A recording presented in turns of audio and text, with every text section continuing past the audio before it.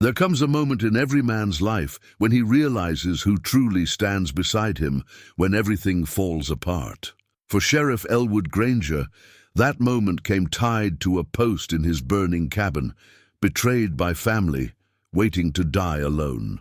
The 63-year-old lawman had given his life to protecting Dakota Territory, and this was his reward. Smoke filling his lungs, flames closing in, no hope left. Then he heard it, a howl cutting through the roar of fire. Scout, his half-wolf dog, came crashing through the window. The same dog Elwood had saved years ago now fought to save him. As the cabin burned and death waited, the bond between man and beast faced its greatest test. Could loyalty overcome betrayal? Before we jump back in, tell us where you're tuning in from, and if this story touches you, make sure you're subscribed, because tomorrow I've saved something extra special for you.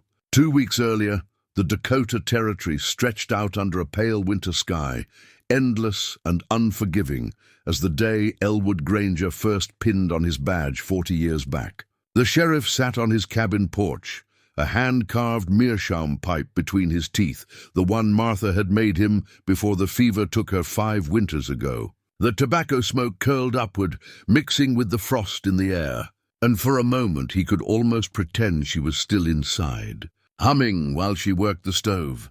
Scout lay at his feet, the big dog's grey-brown coat thick against the cold. Half-wolf, folks said, and they weren't wrong. 8 years they'd been together now, ever since Elwood found him as a pup with a bullet wound in his shoulder, left to die by some rancher who didn't take kindly to predators near his stock. Funny how things worked out. The creature everyone else wanted dead had become the most loyal companion a man could ask for. Getting colder, Elwood said, not really talking to the dog, but not talking to himself either. It was something in between, the way conversations went when you lived alone long enough. Scout's ears twitched, acknowledging the words without judgment. That was the thing about dogs. They listened without trying to fix things, without telling you what you should or shouldn't feel. The cabin stood solid behind them. Built from ponderosa pine, Elwood had cut himself 30 years back when he first took the sheriff's position. Every log told a story. The one near the door still bore axe marks from the night he'd fought off 3 claim jumpers. The window frame on the east side showed scorch marks from a cooking fire that got away from Martha in '68. A life lived showed in wood and stone, in repairs and additions, in the slow accumulation of days that somehow added up to decades. Inside, the main room held everything a simple life required. The potbelly stove sat square in the center, its iron surface scarred from years of use. Martha's rocking chair still occupied the corner by the window, and Elwood couldn't bring himself to move it, even though sitting in it made his heart hurt in ways his old war wounds never had. The walls held reminders of duty, his father's cavalry saber from the war between the states, citations and commendations in simple frames, a photograph of the territorial governor shaking his hand after the Branson gang affair. But it was the small things that mattered most. The coffee pot Martha had ordered from a catalogue, too fancy for frontier life, but she'd wanted it anyway. The quilts she'd sewn, each pattern telling stories of seasons and celebrations. The notches on the doorframe, where they'd marked young Thomas's height every birthday, watching the boy grow tall and straight. Or so they'd thought. Thomas Crane. The name settled in Elwood's mind like a stone in still water, sending ripples of concern outward. His sister's boy, orphaned at 8 when cholera took both parents in the same week. Elwood and Martha had raised him like their own, the child they'd never been blessed with. Taught him to ride, to shoot, to understand that a man's word was his bond and his honor was all that truly belonged to him. Deputy Crane should have been by an hour ago, Elwood said to Scout. The dog lifted his head, dark eyes meeting Elwood's with an intelligence that sometimes seemed uncanny. He's been different lately, distracted. Scout's low rumble wasn't quite a growl, more like a question. I know, boy. I know. Elwood knocked the ash from his pipe against the porch rail.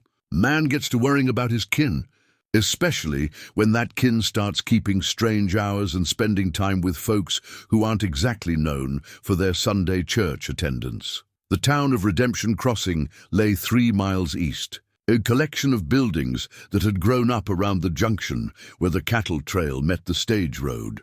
200 souls called it home, give or take, depending on the season and whether the mines were hiring. As sheriff, Elwood knew every one of them, their secrets, their struggles, their small victories and quiet defeats. Mayor Abernathy with his failing general store and pride too stiff to admit he needed help.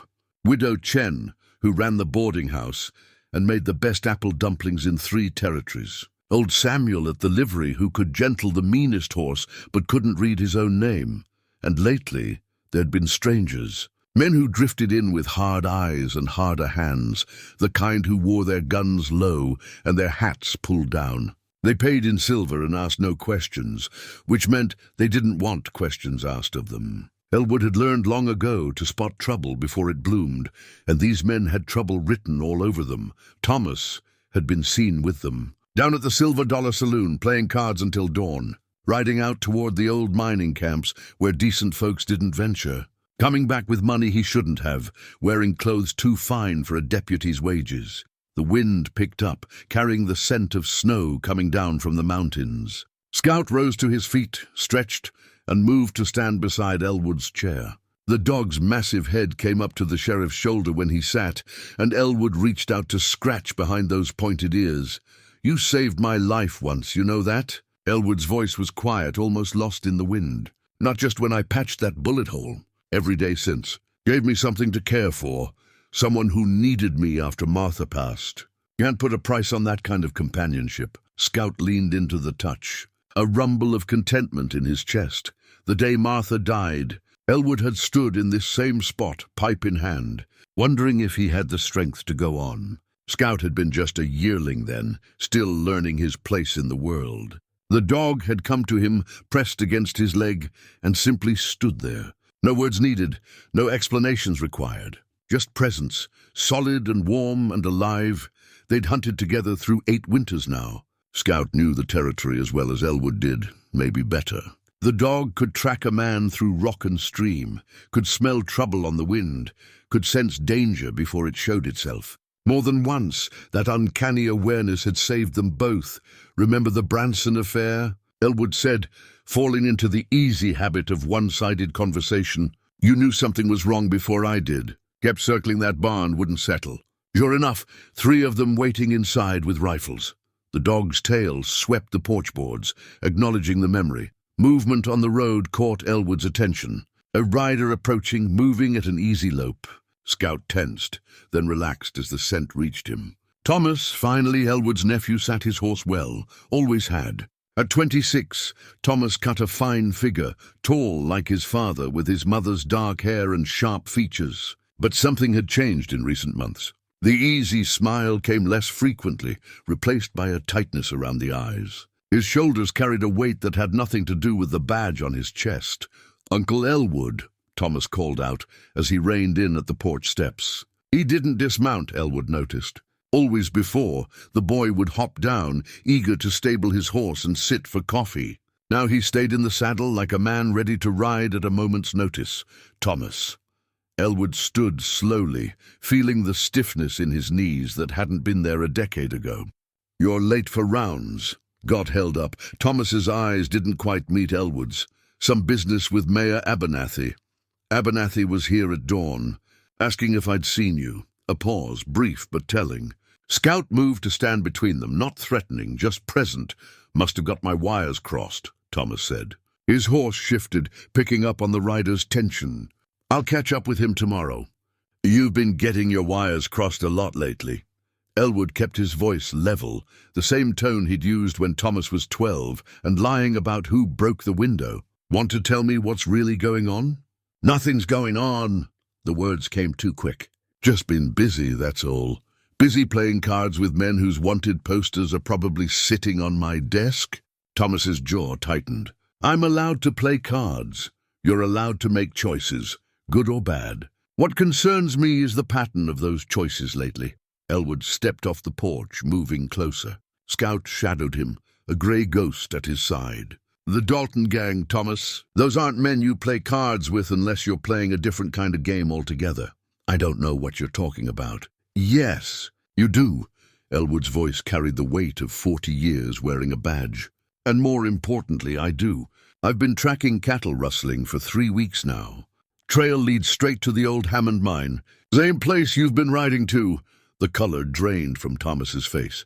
For a moment, Elwood saw the boy he'd raised, frightened and cornered. Then the mask slammed back down, and a stranger looked out from behind his nephew's eyes. You don't understand the situation, Thomas said. Then help me understand. I'm in debt. The words came out rough, forced. Bad debt. To the kind of men who don't forgive and don't forget. Elwood's heart sank. Gambling? Started that way. Then I tried to win it back and... Thomas's hands gripped the reins until his knuckles went white. They own me, Uncle. They say jump, I jump. They say help move some cattle, I help move some cattle. How much? Does it matter? It matters to me. $5,000. Elwood felt the number like a physical blow. A working man could labor 20 years and not see that kind of money. Sweet mercy, boy. What were you thinking? I was thinking I could win. I was thinking I could be more than just a deputy in a nowhere town, living in my uncle's shadow. Thomas's horse backed up, startled by the raised voice. You don't know what it's like, Uncle. Everyone looking at me, comparing me to you. Perfect Elwood Granger, the legend, the hero. How do I measure up to that? I never asked you to. You didn't have to ask. It's just there every day. The way people talk about you, the respect, the admiration. What am I? The nephew who got the job because of family. Scout growled, low and warning. Elwood put a hand on the dog's head, settling him. That debt, Elwood said carefully. What do the Dalton gang want in return? Thomas's silence was answer enough. The territorial land deeds, Elwood said. The ones in my safe. That's what this is about, isn't it? They just want to look at them. See which parcels are registered, which aren't. There's money to be made in knowing things like that. Money to be made in stealing land from honest settlers, you mean. In forging claims and driving families off property that's rightfully theirs. Elwood felt the anger rising, forced it down. Anger wouldn't help now. That's not looking, Thomas. That's being part of something that'll ruin lives. My life is already ruined. Your life is what you make of it, same as anyone's. You made bad choices, son. Now you make better ones. Elwood stepped closer, looking up at his nephew with eyes that had seen too much to be fooled. You turn yourself in. We'll work with the territorial judge, make a case for leniency. You were coerced, forced by debt. They'll kill me. I won't let them. You can't stop them. You're one old man with a dog, Uncle. The Dalton gang has 20 riders, all of them killers. What are you going to do against that? Scout's growl deepened. The dog had heard enough, sensed the threat in Thomas's words. I'm going to do my job, Elwood said quietly. Same as I've done for 40 years. I'm going to uphold the law and protect this territory and the people in it, even from my own blood, if that's what it takes. I can't turn myself in. You can. You will. I'm giving you 48 hours to do the right thing. Come to the office, make a statement, and we'll face this together. Elwood pulled the silver star from his shirt pocket, the one he'd carried since Martha made it for him their first anniversary. He held it out, let the last rays of sunlight catch on the polished surface. This badge your aunt gave me, it means something. It means standing for what's right even when it's hard. Especially when it's hard. Thomas stared at the badge, and for a moment Elwood thought he saw tears in the young man's eyes. Then Thomas jerked the reins, turning his horse. 48 hours, Thomas said. Then what? Then I come for you. And I won't come alone. Thomas rode off without another word, his horse's hooves kicking up dust that hung in the still air. Elwood watched until he disappeared around the bend, then looked down at Scout. I've lost him, he said. Haven't I, boy? Scout pressed against his leg, offering what comfort a dog could give. Together they stood on the porch as the sun set over Dakota Territory, painting the sky in shades of orange and red that looked too much like fire for Elwood's peace of mind. Inside the cabin, Elwood moved through the familiar space, lighting lamps against the growing dark. He ran his hand along the mantel, touching Martha's photograph with gentle fingers. I don't know what to do, he told her picture. He's my sister's boy. the child we raised, but he's mixed up in something that could destroy everything we built here." The photograph offered no answers. Just Martha's patient smile frozen in silver gelatin. Scout settled by the fire. But his eyes stayed alert, watching the door, the windows, reading the night with senses beyond human understanding. The dog knew what Elwood was just beginning to accept.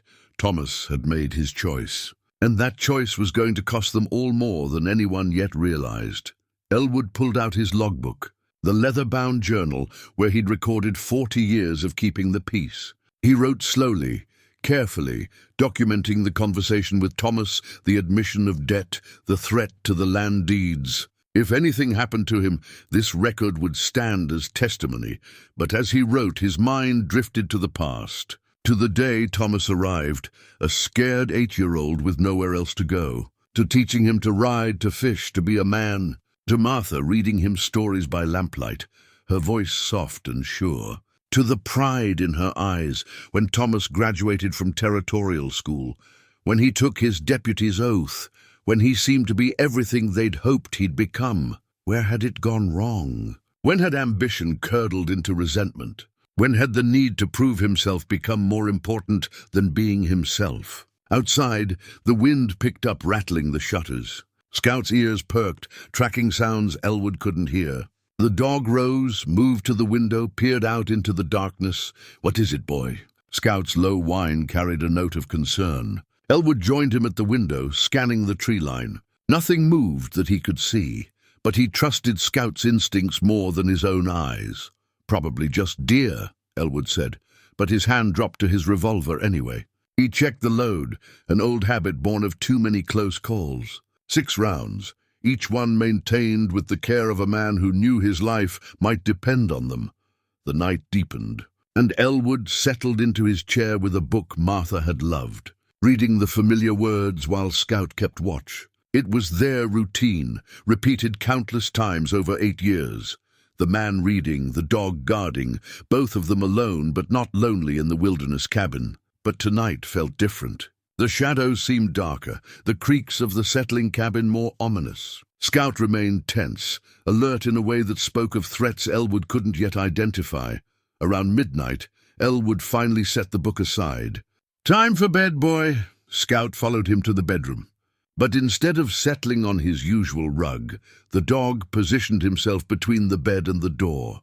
Watching, waiting, Elwood lay awake, staring at the ceiling beams he'd cut and placed himself 3 decades ago. Tomorrow he'd have to decide what to do about Thomas. 48 hours seemed generous now, seemed like too much time for things to go wrong, but he'd given his word, and a man's word meant something. Even if that man was making a terrible mistake, even if his nephew was already riding toward betrayal, even if the loyalty he'd tried to instill had been replaced by something darker, something hungry and desperate and dangerous. Scout's breathing changed, became the soft rhythm of sleep. But even in dreams, the dog's legs twitched, ready to spring into action, ready to protect the man who'd saved him. No matter the cost, Elwood finally drifted off near dawn, his hand resting on Martha's wedding ring in his pocket, the one he'd carried every day since they laid her to rest. In his dreams, she was young again, laughing in the kitchen, telling him everything would work out fine. But even in dreams, he knew she was wrong. Some things couldn't be fixed with love and patience. Some choices once made couldn't be unmade.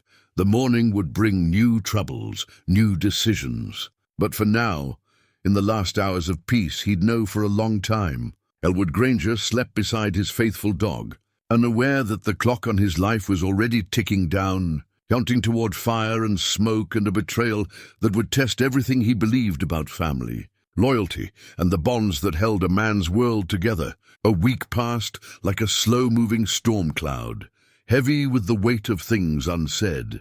Thomas didn't come to the office, didn't show up for rounds, didn't respond to the messages Elwood left at the boarding house where his nephew kept a room. The silence spoke louder than any confession.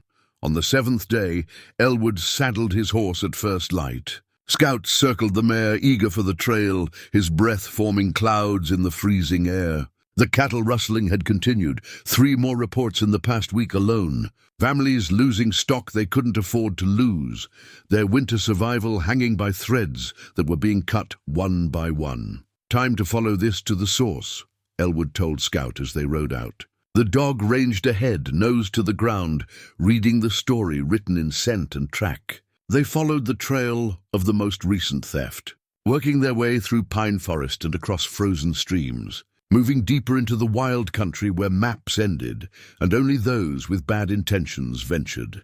The old Hammond mine sat in a box canyon, abandoned for 15 years since the silver veins played out. The timber supports had rotted, the entrance partially collapsed, making it look like just another failed dream in a territory full of them. But as Elwood and Scout approached, staying to the tree line, he saw signs of recent activity.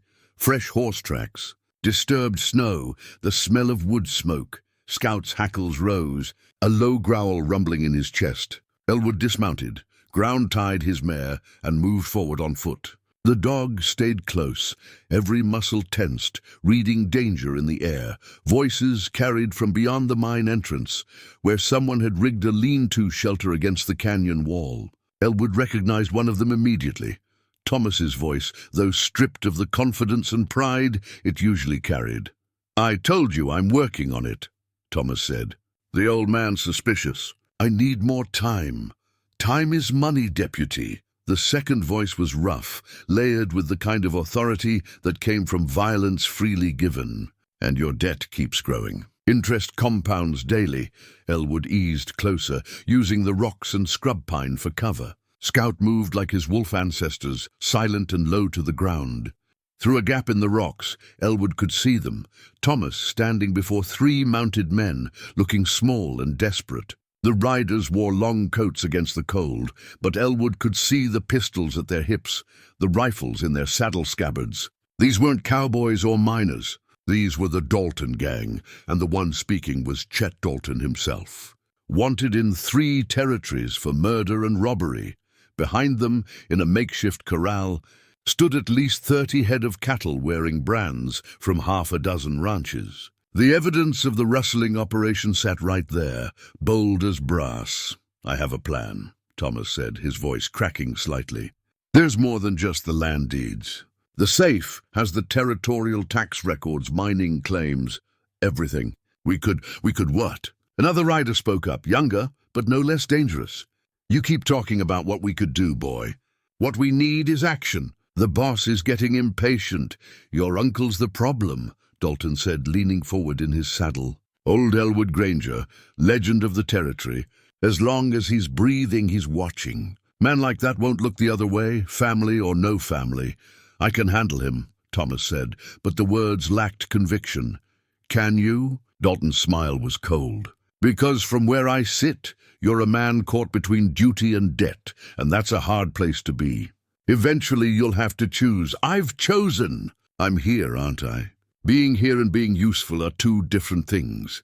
Dalton pulled a wanted poster from his coat, unfolded it. Even from a distance, Elwood could see his own face staring back, though the sketch was a decade old and didn't capture the gray in his beard. $500 reward, dead or alive. Your uncle's been a thorn in too many sides for too long. Federal marshals, territorial rangers, even the army, they all want Elwood Granger for one thing or another. What are you saying? I'm saying a man in your position could solve 2 problems at once. Eliminate the threat, collect the reward, and your debt's cleared. Might even be some extra in it for you." The words hung in the cold air like a death sentence. Elwood's hand moved to his revolver, but Scout's low whine stopped him. The dog was right. 3 armed men against 1. Even with surprise, the odds weren't good. "You're talking about killing him," Thomas said, his voice hollow. "I'm talking about survival." "Your survival?" Dalton tucked the poster away. "You've got 2 days to bring us those land deeds. If you do, we'll consider your debt paid. If you don't, well, I hear that cabin of his burns real nice. Shame if something happened to it with him inside." Thomas's face went pale. "You wouldn't I?" Dalton's laugh was ugly. "Boy, I've burned better men than your uncle for less reason than this. You think family means anything to me? Only thing that matters is getting what I'm owed. I need more time. You're out of time. 2 days, deeds or ashes, your choice."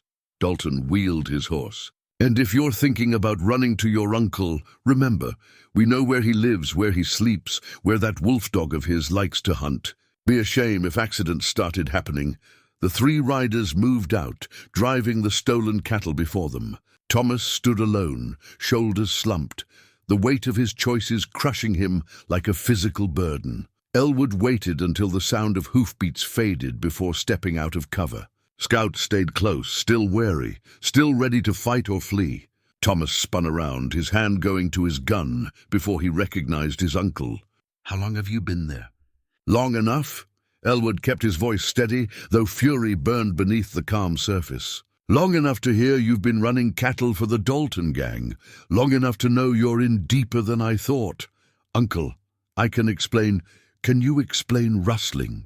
Can you explain consorting with wanted murderers? Can you explain considering even for a moment bringing harm to your own blood?" Elwood moved closer and Thomas backed away like a cornered animal. "What happened to you, boy? When did you become this?" "I'm trying to survive." "By destroying everything you were raised to believe in." Elwood gestured toward the mine. "Your aunt and I taught you better than this. We taught you that a man's character is defined by what he does when no one's watching, that honor matters more than money, that honor doesn't pay debts." Thomas's shout echoed off the canyon walls. "Character doesn't put food on the table or respect in people's eyes. I'm tired of being nobody, Uncle.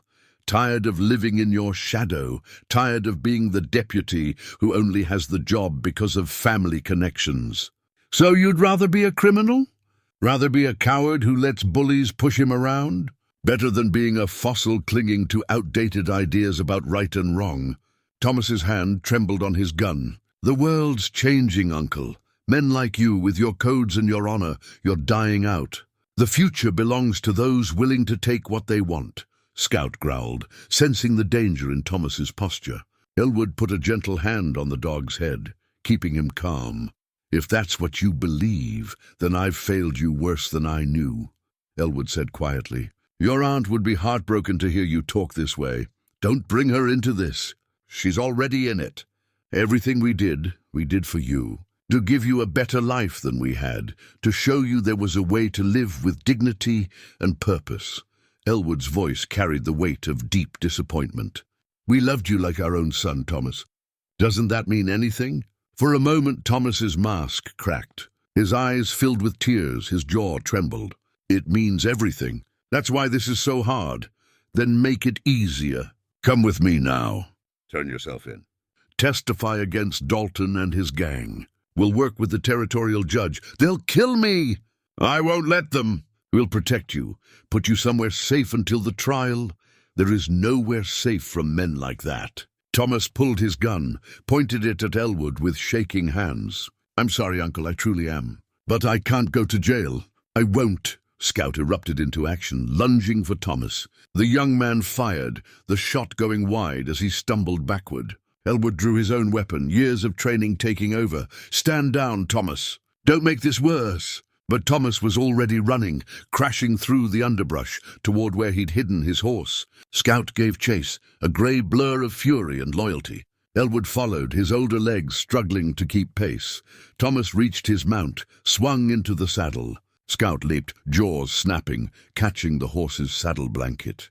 The horse reared, panicked, throwing Thomas off balance. He fired again, the bullet kicking up dirt near Scout's feet. "Scout! Come!" Elwood's command cut through the chaos. The dog released the saddle, retreated to his master's side, every muscle quivering with the desire to pursue. Thomas regained control of his horse, looked down at Elwood with a mixture of fear and regret. "I'm sorry," he said again. "Tell the town I died. Tell them anything. But I can't, I won't." He kicked his horse into a gallop, disappearing into the trees. Elwood stood in the canyon, his gun still drawn, his heart breaking. Scout pressed against his leg, offering silent comfort. The dog had seen what Elwood had suspected. Thomas had crossed a line from which there was no returning. "He pulled a gun on us," Elwood said, the reality of it sinking in. His own kin, the boy we raised, Scout whined, understanding the pain in his master's voice. Elwood holstered his weapon, moved to where Thomas had stood. In the dirt, partially covered by snow, lay the deputy's badge. Thomas had dropped it, discarded it, rejected everything it represented. Elwood picked it up, felt the weight of the metal, the weight of failed expectations. The ride back to the cabin passed in silence, both man and dog lost in their own thoughts. Elwood's mind raced, calculating possibilities, planning responses. Thomas was now a fugitive, complicit in rustling and attempted murder of a peace officer. The law was clear on what had to happen next, but the heart was less certain. This was family. This was the boy he'd taught to ride, the young man whose hand he'd steadied when taking his first oath. How did you hunt your own nephew? How did you bring him to justice when justice meant jail or worse? By the time they reached the cabin, the sun was setting, painting the sky in shades of red that reminded Elwood of blood. He unsaddled his mare, tended to her needs with automatic movements while his mind churned through options. Inside, he lit the lamps, started a fire, went through all the motions of normal evening routine. But nothing was normal anymore. Everything had changed in that canyon. In the moment Thomas chose his path, Scout settled by the fire, but his eyes remained alert, watchful. The dog knew what Elwood was slowly accepting. This wasn't over. This was just beginning. Elwood pulled out the wanted poster Thomas had dropped, studied his own face, rendered in crude ink lines. $500. In frontier mathematics, that was more money than most men saw in 2 years. Enough to tempt anyone, even family, especially family drowning in debt and desperation. He added the poster to his logbook, documenting everything that had happened. If something went wrong, if Thomas and the Dalton gang made their move, this record would tell the story. Justice might be delayed, but it wouldn't be denied. As night deepened, Elwood checked his weapons, counted his ammunition, reinforced the cabin's defenses. Scout watched, understanding the preparations, knowing that their peaceful life was ending. "They'll come for us," Elwood said to the dog. "Maybe tonight, maybe tomorrow, but they'll come." Thomas is trapped now, forced to choose between his debt and his conscience. And men like Dalton will push him toward the choice that benefits them. Scout's low growl agreed. The dog had judged Thomas and found him wanting. Loyalty recognized betrayal, even when love tried to deny it. Elwood settled into his chair, his revolver on the table beside him, his rifle within easy reach. Outside, the wind picked up, howling through the trees like wolves calling to their pack. Or like the ghosts of choices not taken, roads not traveled, moments when different decisions might have changed everything. Tomorrow he'd ride to town, organize a posse, start the hunt for his nephew. He'd do his duty, uphold the law, protect the territory he'd sworn to serve, even if it broke his heart, even if it destroyed the last connection to the family he'd lost. But tonight, he'd remember the good times. The boy, Thomas, had been before ambition and debt corrupted him. The laughs they'd shared, the lessons taught, the pride in watching him grow. Those memories were all that remained of the nephew he'd loved, because the man Thomas had become was a stranger wearing a familiar face. Scout moved closer, rested his head on Elwood's knee. The simple gesture of comfort carried more weight than any words could. Whatever came next, they'd face it together. Man and dog, bound by loyalty stronger than blood, ready to defend what was right even when it cost everything. The fire crackled, throwing shadows on the walls. Somewhere out there, Thomas was running, trying to escape consequences that couldn't be outrun. Somewhere out there, the Dalton gang was planning, scheming, preparing their next move. And here, in a small cabin in Dakota Territory, an old sheriff sat with his dog, waiting for the storm he knew was coming. The clock ticked toward midnight, each second bringing them closer to a confrontation that would test everything Elwood believed about justice, family, and the price of doing what was right. He'd given Thomas 48 hours to surrender. 24 of those hours had already passed, and the remaining time stretched ahead like a road leading into darkness. But Elwood Granger had walked dark roads before. He'd faced down bandits and outlaws, had stared into the eyes of men who wanted him dead, had survived when survival seemed impossible. He'd do it again if he had to, because that's what the badge meant. What Martha's love had taught him, what 40 years of service demanded. Scout's breathing deepened into sleep. But even in rest, the dog remained alert, ready to spring into action, ready to protect the man who'd saved his life, no matter what dangers the morning brought, and morning would bring danger. Of that, Elwood was certain. The inciting incident had occurred, the die was cast, and now there was nothing to do but see it through to whatever end awaited them both. Morning came cold and grey, the sky threatening snow. Elwood woke with Martha's wedding ring clutched in his hand, the gold warm from being held through the night. He dreamed of her again, not the pale, fever-wasted woman she'd been at the end, but Martha in her prime, strong and laughing, telling him that love and duty sometimes pointed in different directions, and a man had to choose which one would guide him home. Scout was already at the window, ears pricked forward, watching something Elwood couldn't see. The dog's tension was a warning in itself. "What is it, boy?" Elwood rose stiffly, joints protesting the cold and the uncomfortable night in the chair. He'd been too keyed up to move to the bed, too aware that relaxing his guard might be the last mistake he ever made. The dog whined softly, pawed at the windowsill.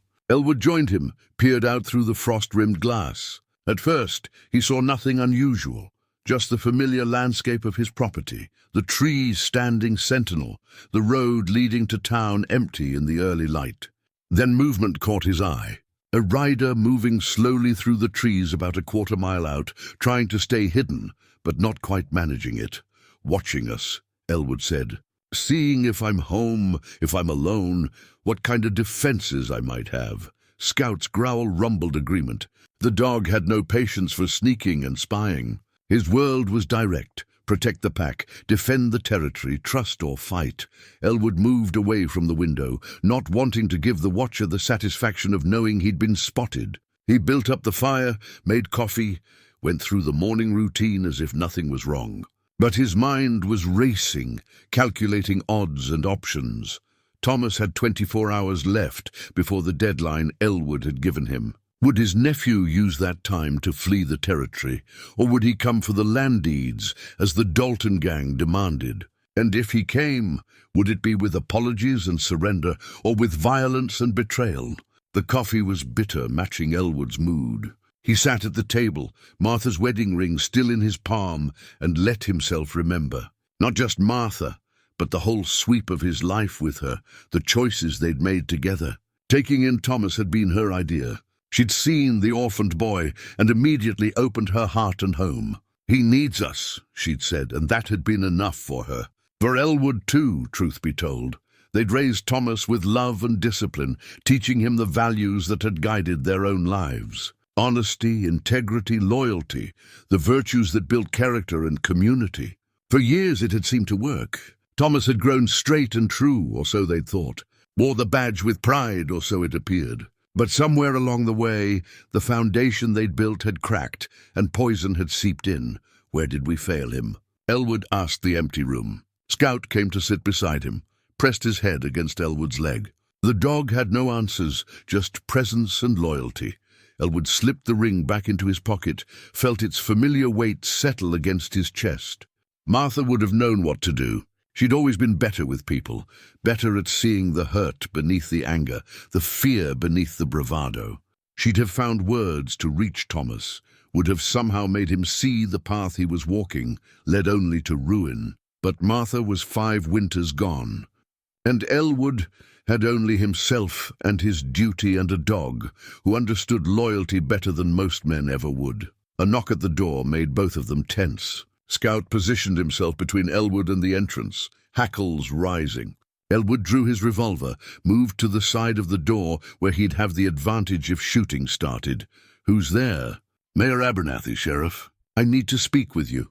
Elwood recognized the voice, but caution had kept him alive this long. "You alone?" "Yes, sir. Just me and my morning dyspepsia." That sounded like Abernathy, always complaining about his digestion, his joints, his various ailments real and imagined. Elwood cracked the door, confirmed it was indeed the mayor standing on his porch. looking cold and worried and alone. "Come in, but keep your hands where I can see them." Abernathy entered, eyeing the drawn gun with alarm. "Expecting trouble, Elwood?" "Trouble's already here. Just waiting to see what form it takes." Elwood holstered his weapon, gestured for the mayor to sit. "Coffee?" "Please." Abernathy settled into a chair, looking older than his 53 years. The general store he'd inherited from his father was failing, driven under by competition from the railroad towns. Pride kept him running it at a loss, but everyone knew the end was coming. "I've heard disturbing rumors." About Thomas. About the Dalton gang. About cattle rustling and worse. Abernathy accepted the coffee cup with grateful hands. "Tell me they're just rumors, Elwood. Tell me your nephew isn't involved in criminal activity." Elwood sat across from him, suddenly tired. "I can't tell you that." The mayor's face fell. "Sweet mercy. It's true, then. Thomas is in debt to the Dalton gang. They're using that debt to force his cooperation in a rustling operation." Elwood saw no point in hiding the truth. Abernathy would need to know, would need to prepare the town for what was coming. He's made his choices, and now he has to live with the consequences. "What are you going to do?" "My job. Issue a warrant, form a posse, bring him in. He's your nephew, Elwood. Your sister's boy. He's a criminal who pulled a gun on a peace officer." Blood doesn't change that. The words tasted like ash, but they were true. The law applies to everyone, or it applies to no one. Abernathy sipped his coffee, winced at the heat. "There's more you should know. The Dalton gang has been seen around town. Not causing trouble, just watching. Asking questions about you, about your routines, about this cabin." Scout's ears went back, a low growl emerging. The dog had heard enough threats for one morning. "How many?" Elwood asked. "At least a dozen men, maybe more. They're staying at the old Cassidy Ranch, the one that's been abandoned since the family moved east." Abernathy set his cup down with trembling hands. "Elwood, I'm scared. If they're planning what I think they're planning, then we prepare. You go back to town, quietly organize the men you trust. Have them ready to ride if I send word. Don't make a fuss. Don't let the gang know you're preparing. Just get people ready. What about you?" "I'll be fine. I've got Scout, I've got good defenses, and I've got 40 years of experience dealing with men like Dalton." Elwood tried to project confidence he didn't entirely feel. "They want the land deeds in my safe. As long as I have those, they have to deal with me. Give them the deeds. Your life is worth more than... Those deeds represent the legal ownership of every parcel in this territory. In the wrong hands, they could be used to forge claims, steal land, displace families who've built their lives here. I can't let that happen." Elwood's voice was firm. "Some things are worth defending even at personal cost." Abernathy stood, moved to the door. "You're a stubborn old fool, Elwood Granger. I've been called worse." Elwood managed a small smile.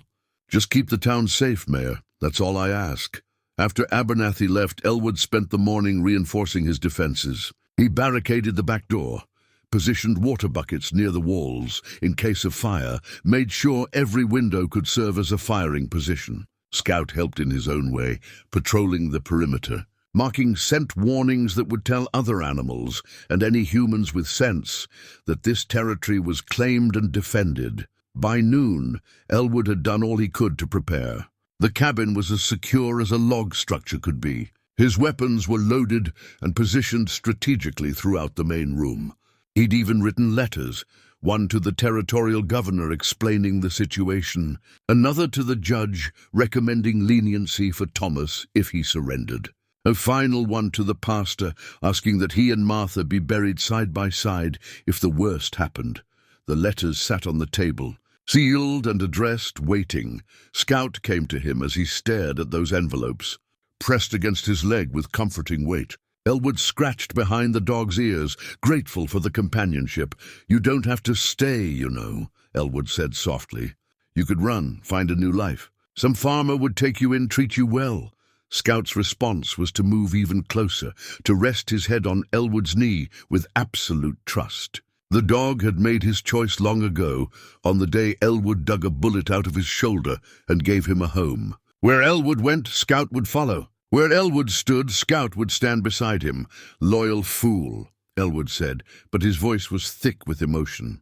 We're both loyal fools, I guess. Could probably save ourselves a lot of trouble if we just walked away. Let Thomas have the deeds. Let the Dalton gang do what they want. Let the territory sort itself out. But even as he said the words, he knew they were empty. Walking away wasn't in his nature, wasn't in the code Martha had helped him build his life around. A man stood for something, or he stood for nothing. A man protected those who couldn't protect themselves, or he wasn't much of a man. The afternoon stretched long and tense. The watcher in the woods remained, a constant presence at the edge of vision. Elwood let him watch, let him report back to whoever was giving orders. Let them see an old man and a dog, seemingly alone, seemingly vulnerable. It was what they expected to see, and meeting expectations sometimes gave you the advantage of surprise. As evening approached, Elwood pulled out his logbook again. He wrote carefully, documenting everything: the confrontation with Thomas, Abernathy's visit, his own preparations. If anyone found this record after he was gone, they'd know the full story. They'd know he'd tried to do the right thing, tried to save Thomas from himself, tried to protect the territory he'd sworn to defend. But mostly, he wrote for Martha, words he wished he could say to her. Explanations of why he was doing what he was doing, apologies for failing with Thomas, for not seeing the rot that had taken root in the boy's heart. "I miss you," he wrote, "every day, every moment. You were the best part of me, the part that knew how to love without question, how to forgive without hesitation. I'm doing my best with what you left me. This badge, this code, this stubborn insistence that right matters more than easy. I hope it's enough. I hope when we meet again, you'll understand why I couldn't walk away." Scout whined softly, sensing Elwood's melancholy. The dog had learned to read his master's moods, to offer comfort when words weren't needed. Night fell like a curtain, darkness absolute under heavy clouds. The watcher in the woods disappeared, but Elwood knew he hadn't gone far. They were out there, planning, preparing, waiting for the moment to strike. Elwood made dinner. Simple fare, beans and bacon and hardtack. He shared with Scout, the two of them eating in companionable silence. After he cleaned his weapons again, checked his ammunition again, walked through his mental preparation for whatever was coming. "Tomorrow's the deadline," he told Scout.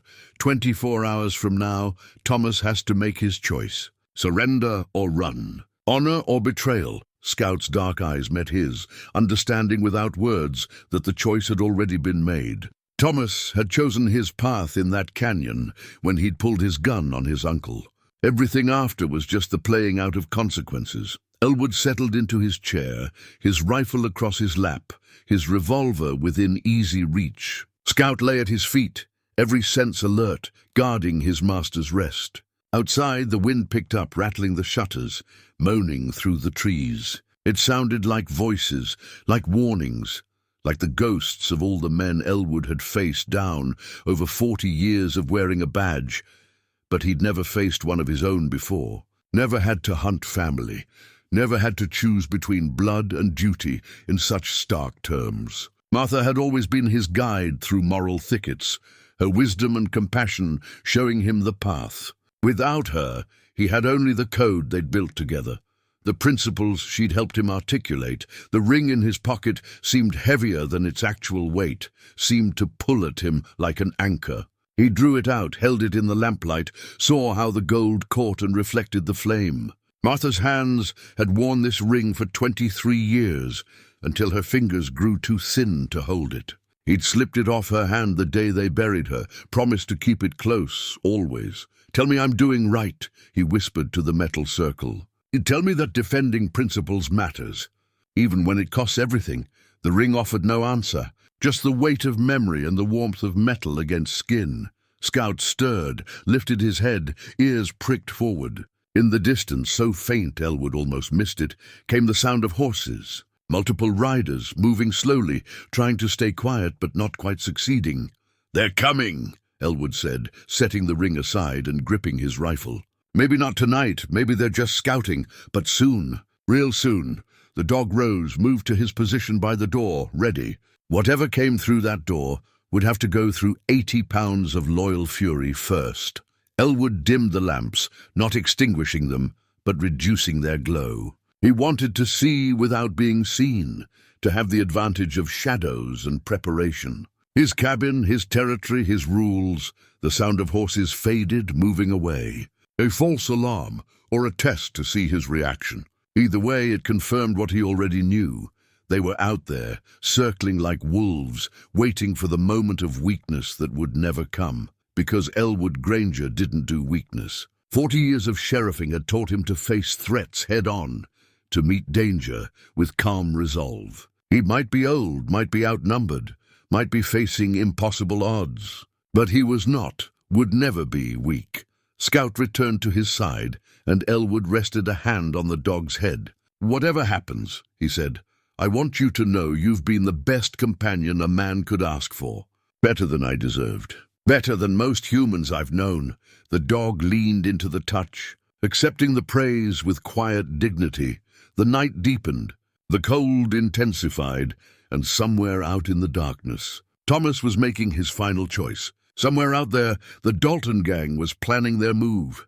And here, in a cabin built with his own hands, Elwood Granger waited with his dog beside him, ready for whatever the morning would bring. The deadline ticked closer, each second bringing them nearer to the moment when talk would end and action would begin. When all the preparation would be tested, all the loyalty measured, all the choices laid bare for judgment. Elwood closed his eyes briefly, said a prayer to a God he wasn't sure was listening, asked for strength and wisdom and the courage to do what needed doing. Then he opened them again, settled deeper into his chair, and kept watch through the long, cold night, while Scout guarded his rest, and the wind sang songs of change and challenge, and the bitter price of standing firm when everyone else was ready to run. Dawn broke with the promise of more cold. Elwood woke from a light doze, to find Scout already on his feet, hackles raised, staring at the door. The dog's low growl was a warning that needed no translation. Someone was coming. Elwood rose quietly, moved to the window. In the grey morning light, he could see a lone rider approaching, Thomas. His nephew sat his horse with the posture of a man who'd made peace with terrible decisions. Shoulders back but eyes hollow. "Stay here," Elwood told Scout, though the command clearly pained the dog. Scout's whine of protest was soft but insistent. "I need to handle this myself, boy, please." The dog reluctantly moved to the side. Watching with eyes that missed nothing, Elwood opened the door before Thomas could knock, stood on the threshold with his hand resting on his holstered revolver. "You're early. Still have 12 hours before the deadline." Thomas dismounted slowly, keeping his hands visible. He looked like he hadn't slept in days.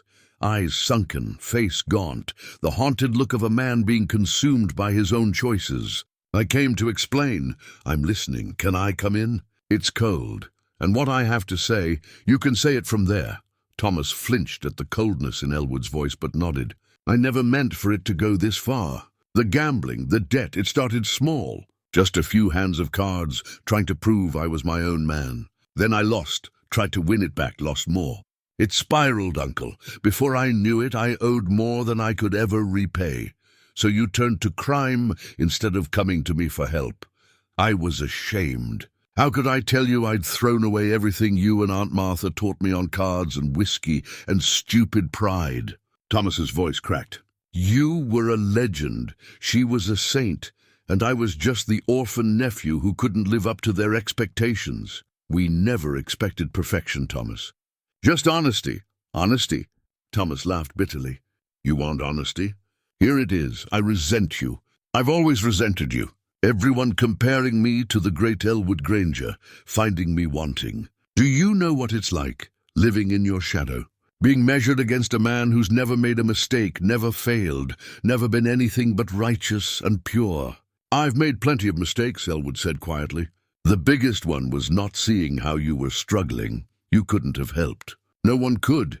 Thomas ran a hand through his hair, a gesture so familiar it hurt Elwood's heart. The boy had done that same thing as a child when frustrated or afraid. "The Dalton gang owns me now. They'll kill me if I don't deliver what they want. And what they want is in my safe. The land deeds, yes. Just give them to me, Uncle. Save us both the pain of what comes next.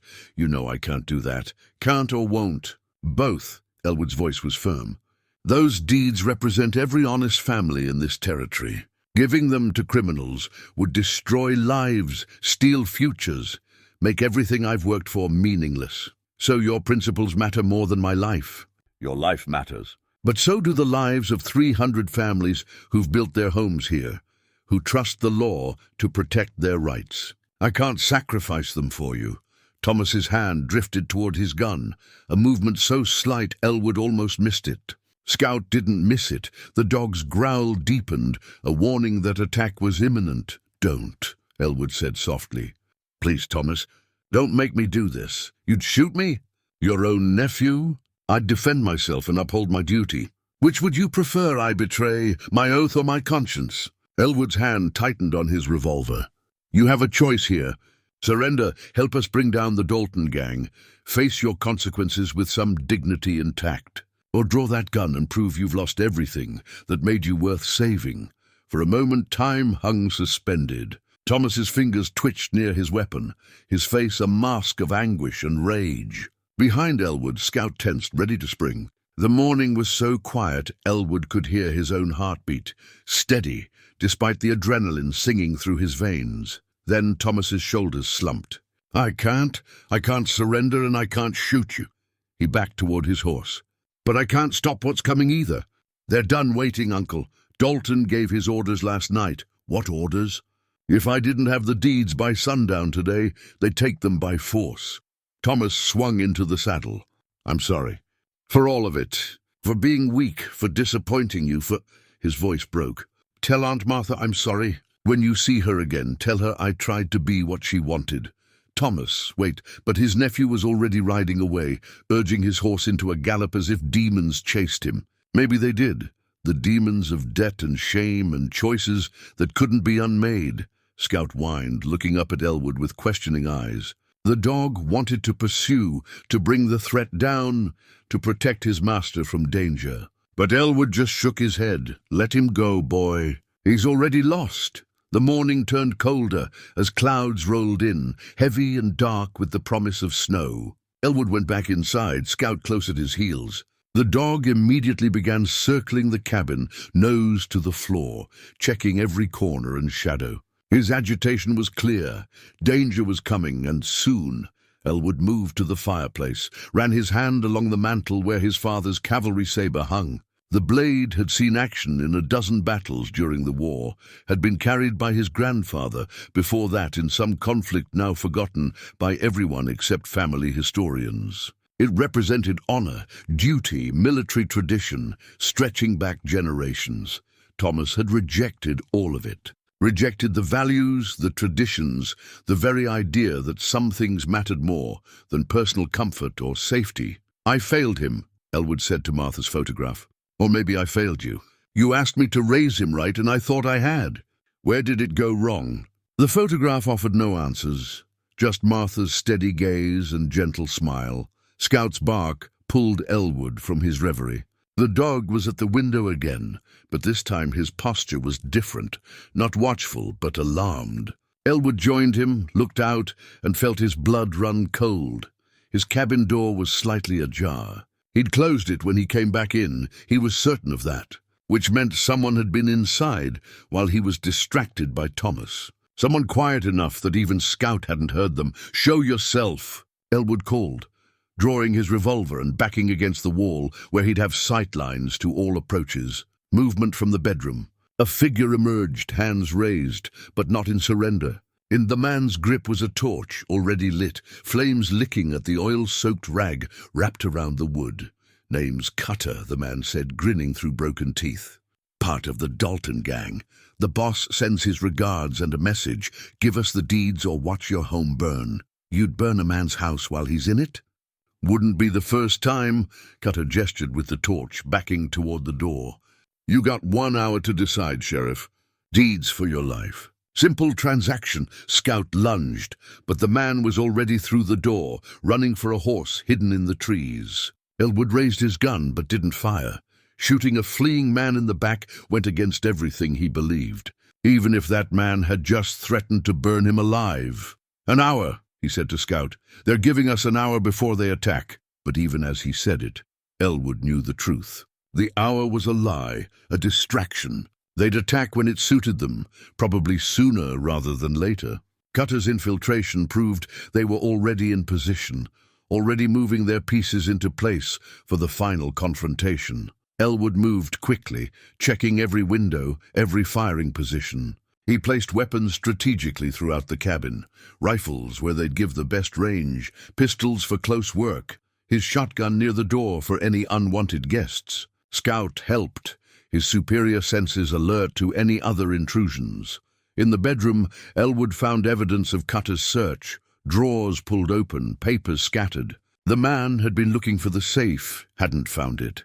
Good. The safe was hidden behind the false backing in Martha's wardrobe, a secret known only to Elwood and now to the grave. He pulled the wardrobe away from the wall, worked the combination on the safe's lock.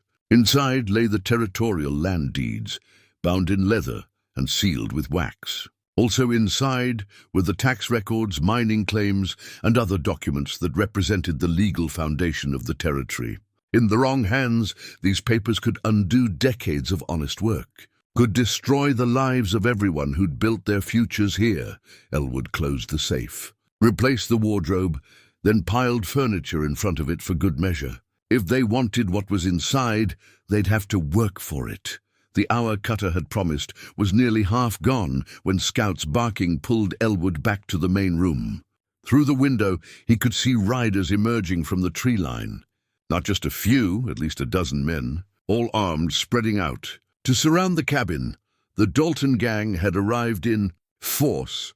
Elwood recognized Chet Dalton himself at the head of the group, a big man with cold eyes and a reputation for cruelty that stretched across 3 territories. Beside him rode Thomas, looking small and defeated, a prisoner of his own choices, Sheriff Granger. Dalton's voice carried across the yard. "I believe we have business to discuss." Elwood opened a window, kept his rifle trained on the outlaw leader. "Business is conducted in my office, not at gunpoint on my property." "Your property?" Dalton laughed. "Old man, by tomorrow this property and every other parcel in the territory will belong to men who know how to use them. We're done asking nicely. Send out those deeds or we burn you out. You'll have to burn me with them then. That can be arranged." Dalton gestured to his men. Several carried torches. Others had guns drawn. "You're outnumbered, outgunned, and out of time." "Be smart for once in your life," Scout growled, low and menacing. The dog understood the threat, understood that these men meant harm to his master. "I've got a better offer," Elwood called back. "You and your men ride out now, and I'll only hunt you across 3 territories instead of following you to the ends of the earth." Brave words from a dead man. Dalton turned to Thomas. "Tell him, boy. Tell your uncle what happens to stubborn old fools." Thomas wouldn't meet Elwood's eyes. "Please, uncle, just give them what they want. There's no shame in survival. There's shame in surrender to evil," Elwood replied. "There's shame in letting bullies win, because standing against them is hard. Your aunt taught you that, even if you've forgotten." "Enough talk," Dalton said. "Boys, light it up." The gang members touched their torches to the tinder they'd placed around the cabin, while Cutter had kept Elwood distracted. Flames sprang up, small at first but growing, fed by dry wood and determination. Elwood closed the window, looked at Scout. "Looks like we're in for a fight." "Boy!" The dog's response was to position himself between Elwood and the door, ready to defend against any entry attempt. His loyalty was absolute, his courage unquestioning. As smoke began to seep through the walls and flames licked at the exterior, Elwood made his peace. He'd lived a good life, had loved and been loved, had stood for something that mattered. If this was where it ended, so be it. But he wouldn't go easily, and he wouldn't go alone. He grabbed buckets of water he'd prepared, started throwing them on the interior walls where flames were trying to catch. Scout helped, knocking over buckets strategically placed for this exact purpose. They worked together, man and dog, fighting the fire that was meant to drive them out or kill them. Outside, gunfire erupted as the gang fired into the cabin, trying to force Elwood into the open. He returned fire through the windows, not aiming to kill, but to keep them at bay. Each shot was measured, calculated, 40 years of experience directing every pull of the trigger. The smoke thickened, stinging his eyes, burning his lungs. Scout coughed, whined, but didn't retreat. The dog stayed at his post, guarding his master, even as the world turned to flame and fury. "Good boy!" Elwood gasped through the smoke. "Loyal to the end." But even as he fought, even as he defended his home and his principles, Elwood knew the truth. This was just the beginning. The Dalton gang wouldn't give up easily, and Thomas was already lost. The question wasn't whether he'd survive this day, but how many of them he could take with him when he fell. The clock ticked toward confrontation, toward the moment when all the choices would come due and all the consequences would be paid. Elwood Granger stood ready, his rifle hot in his hands, his dog beside him, his conscience clear. Let them come. Let them test the resolve of an old sheriff who'd never learned to quit. Let them discover that some men couldn't be bought, couldn't be broken, couldn't be made to betray everything they believed in. The fire grew, the smoke thickened, and somewhere in the chaos, Scout howled, not in fear but in defiance. It was the sound of a wolf defending his pack. The sound of loyalty tested and proven true, and in that moment, as flames consumed his home and enemies surrounded him, Elwood knew that whatever happened next, he'd made the right choice. Honor mattered. Duty mattered. Standing firm when the world tried to break you, that mattered most of all. The siege continued as day turned to dusk. Elwood and Scout fought the flames, managed to keep them from spreading too far inside the cabin. But the effort cost them. Water supplies running low, smoke damage to their lungs, exhaustion setting in. Outside, the Dalton gang maintained their positions, occasionally firing shots to keep the pressure on, occasionally shouting threats and demands. As darkness fell, Elwood allowed himself a moment of rest. He sat against the wall, his logbook on his lap, Scout pressed against his side. The dog's breathing was labored from the smoke, but his eyes remained alert, watchful. "If anyone finds this," Elwood wrote by lamplight, his hand shaking slightly from fatigue, "know that I died defending what mattered. Not just deeds and documents, but the principle that some things are worth protecting, even at the cost of everything." He paused, thinking of Martha, of the life they'd built together. "I tried to do right by you, my love. Tried to raise Thomas as our own. Tried to make a difference in this hard land. If I failed, and it seems I have, know that I loved you every day since you left. Kept your memory close, kept your ring closer. Soon I'll see you again, and we'll talk about where we went wrong with that boy." Scout whined softly, and Elwood reached out to scratch behind the dog's ears. "Don't worry, boy. I'm writing about you too." He turned to a fresh page. "To whoever finds Scout after I'm gone, this dog is worth more than gold. Loyal, brave, smart beyond any animal I've known. Take care of him. He deserves better than the end he'll likely meet defending me." A sound from outside made both of them freeze. Footsteps on the porch, careful and quiet. Scout's hackles rose, a growl building in his chest. "Sheriff?" Thomas's voice came through the door, barely a whisper. "Uncle Elwood, I know you're listening." Elwood said nothing, just positioned himself where he could fire through the door, if needed. "I can't help you openly," Thomas continued. "They're watching me too close. But I wanted you to know. I told them about the safe. Had to, or they'd have tortured it out of me. They know where it is now." "Traitor," Elwood said, the word heavy with disappointment. I know what I am," Thomas's voice cracked. "But I'm trying to give you a chance. They're planning to rush the cabin at dawn. All of them overwhelming force. You can't survive that. Might surprise you what a man can survive when he's fighting for something that matters. There's no winning this. Uncle, best you can hope for is to die with some dignity." A pause. "Or you could slip out the back now while it's dark. Take Scout and run. I'll tell them you escaped, buy you time to get clear. And the deeds, take them with you. Hide them somewhere safe. Just live, Uncle, please. Don't die for pieces of paper." Elwood moved to the door, spoke through the heavy wood. "They're not just paper, Thomas. They're promises. Promises made to families that this land would be theirs, that the law would protect them, that building a life here meant something. I can't break those promises. Then you'll die for them. I've died for less. So have better men than me. Elwood's hand rested on the door, imagining he could feel Thomas on the other side. There's still time to make this right, boy. Help me fight them. Stand with me instead of against me.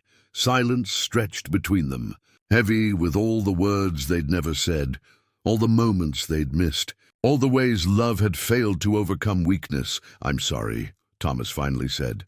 For everything. Tell Aunt Martha I'm sorry. Footsteps retreated, leaving Elwood alone again with Scout and the smoke and the weight of betrayal. The night deepened. Elwood made his rounds, checking defenses, rationing water, preparing for the dawn assault Thomas had warned about. He didn't trust his nephew, couldn't anymore, but the information felt true. The Dalton gang was done playing games. Come morning, they'd strike with everything they had. Scout stayed close, his presence a comfort in the darkness. The dog seemed to sense this might be their last night together, seemed determined to make it count. He pressed against Elwood's leg as the sheriff sat to write more in his journal, offered his head for scratching, gave the small gifts of companionship that meant everything in a world growing smaller by the hour. You're a good dog, Elwood said, his voice rough with emotion. The best. Martha would have loved you. She always wanted a dog. But I was too busy being sheriff, too focused on duty. Should have gotten her one. Should have done a lot of things differently. Scout's dark eyes seemed to understand, to forgive, to accept. The dog had no regrets, no what-ifs, no backward-looking sorrow. He lived in the moment, loyal and present and unwavering. Around midnight, Elwood heard them moving outside, the gang repositioning, preparing for the morning assault. He counted at least 15 distinct voices, maybe more.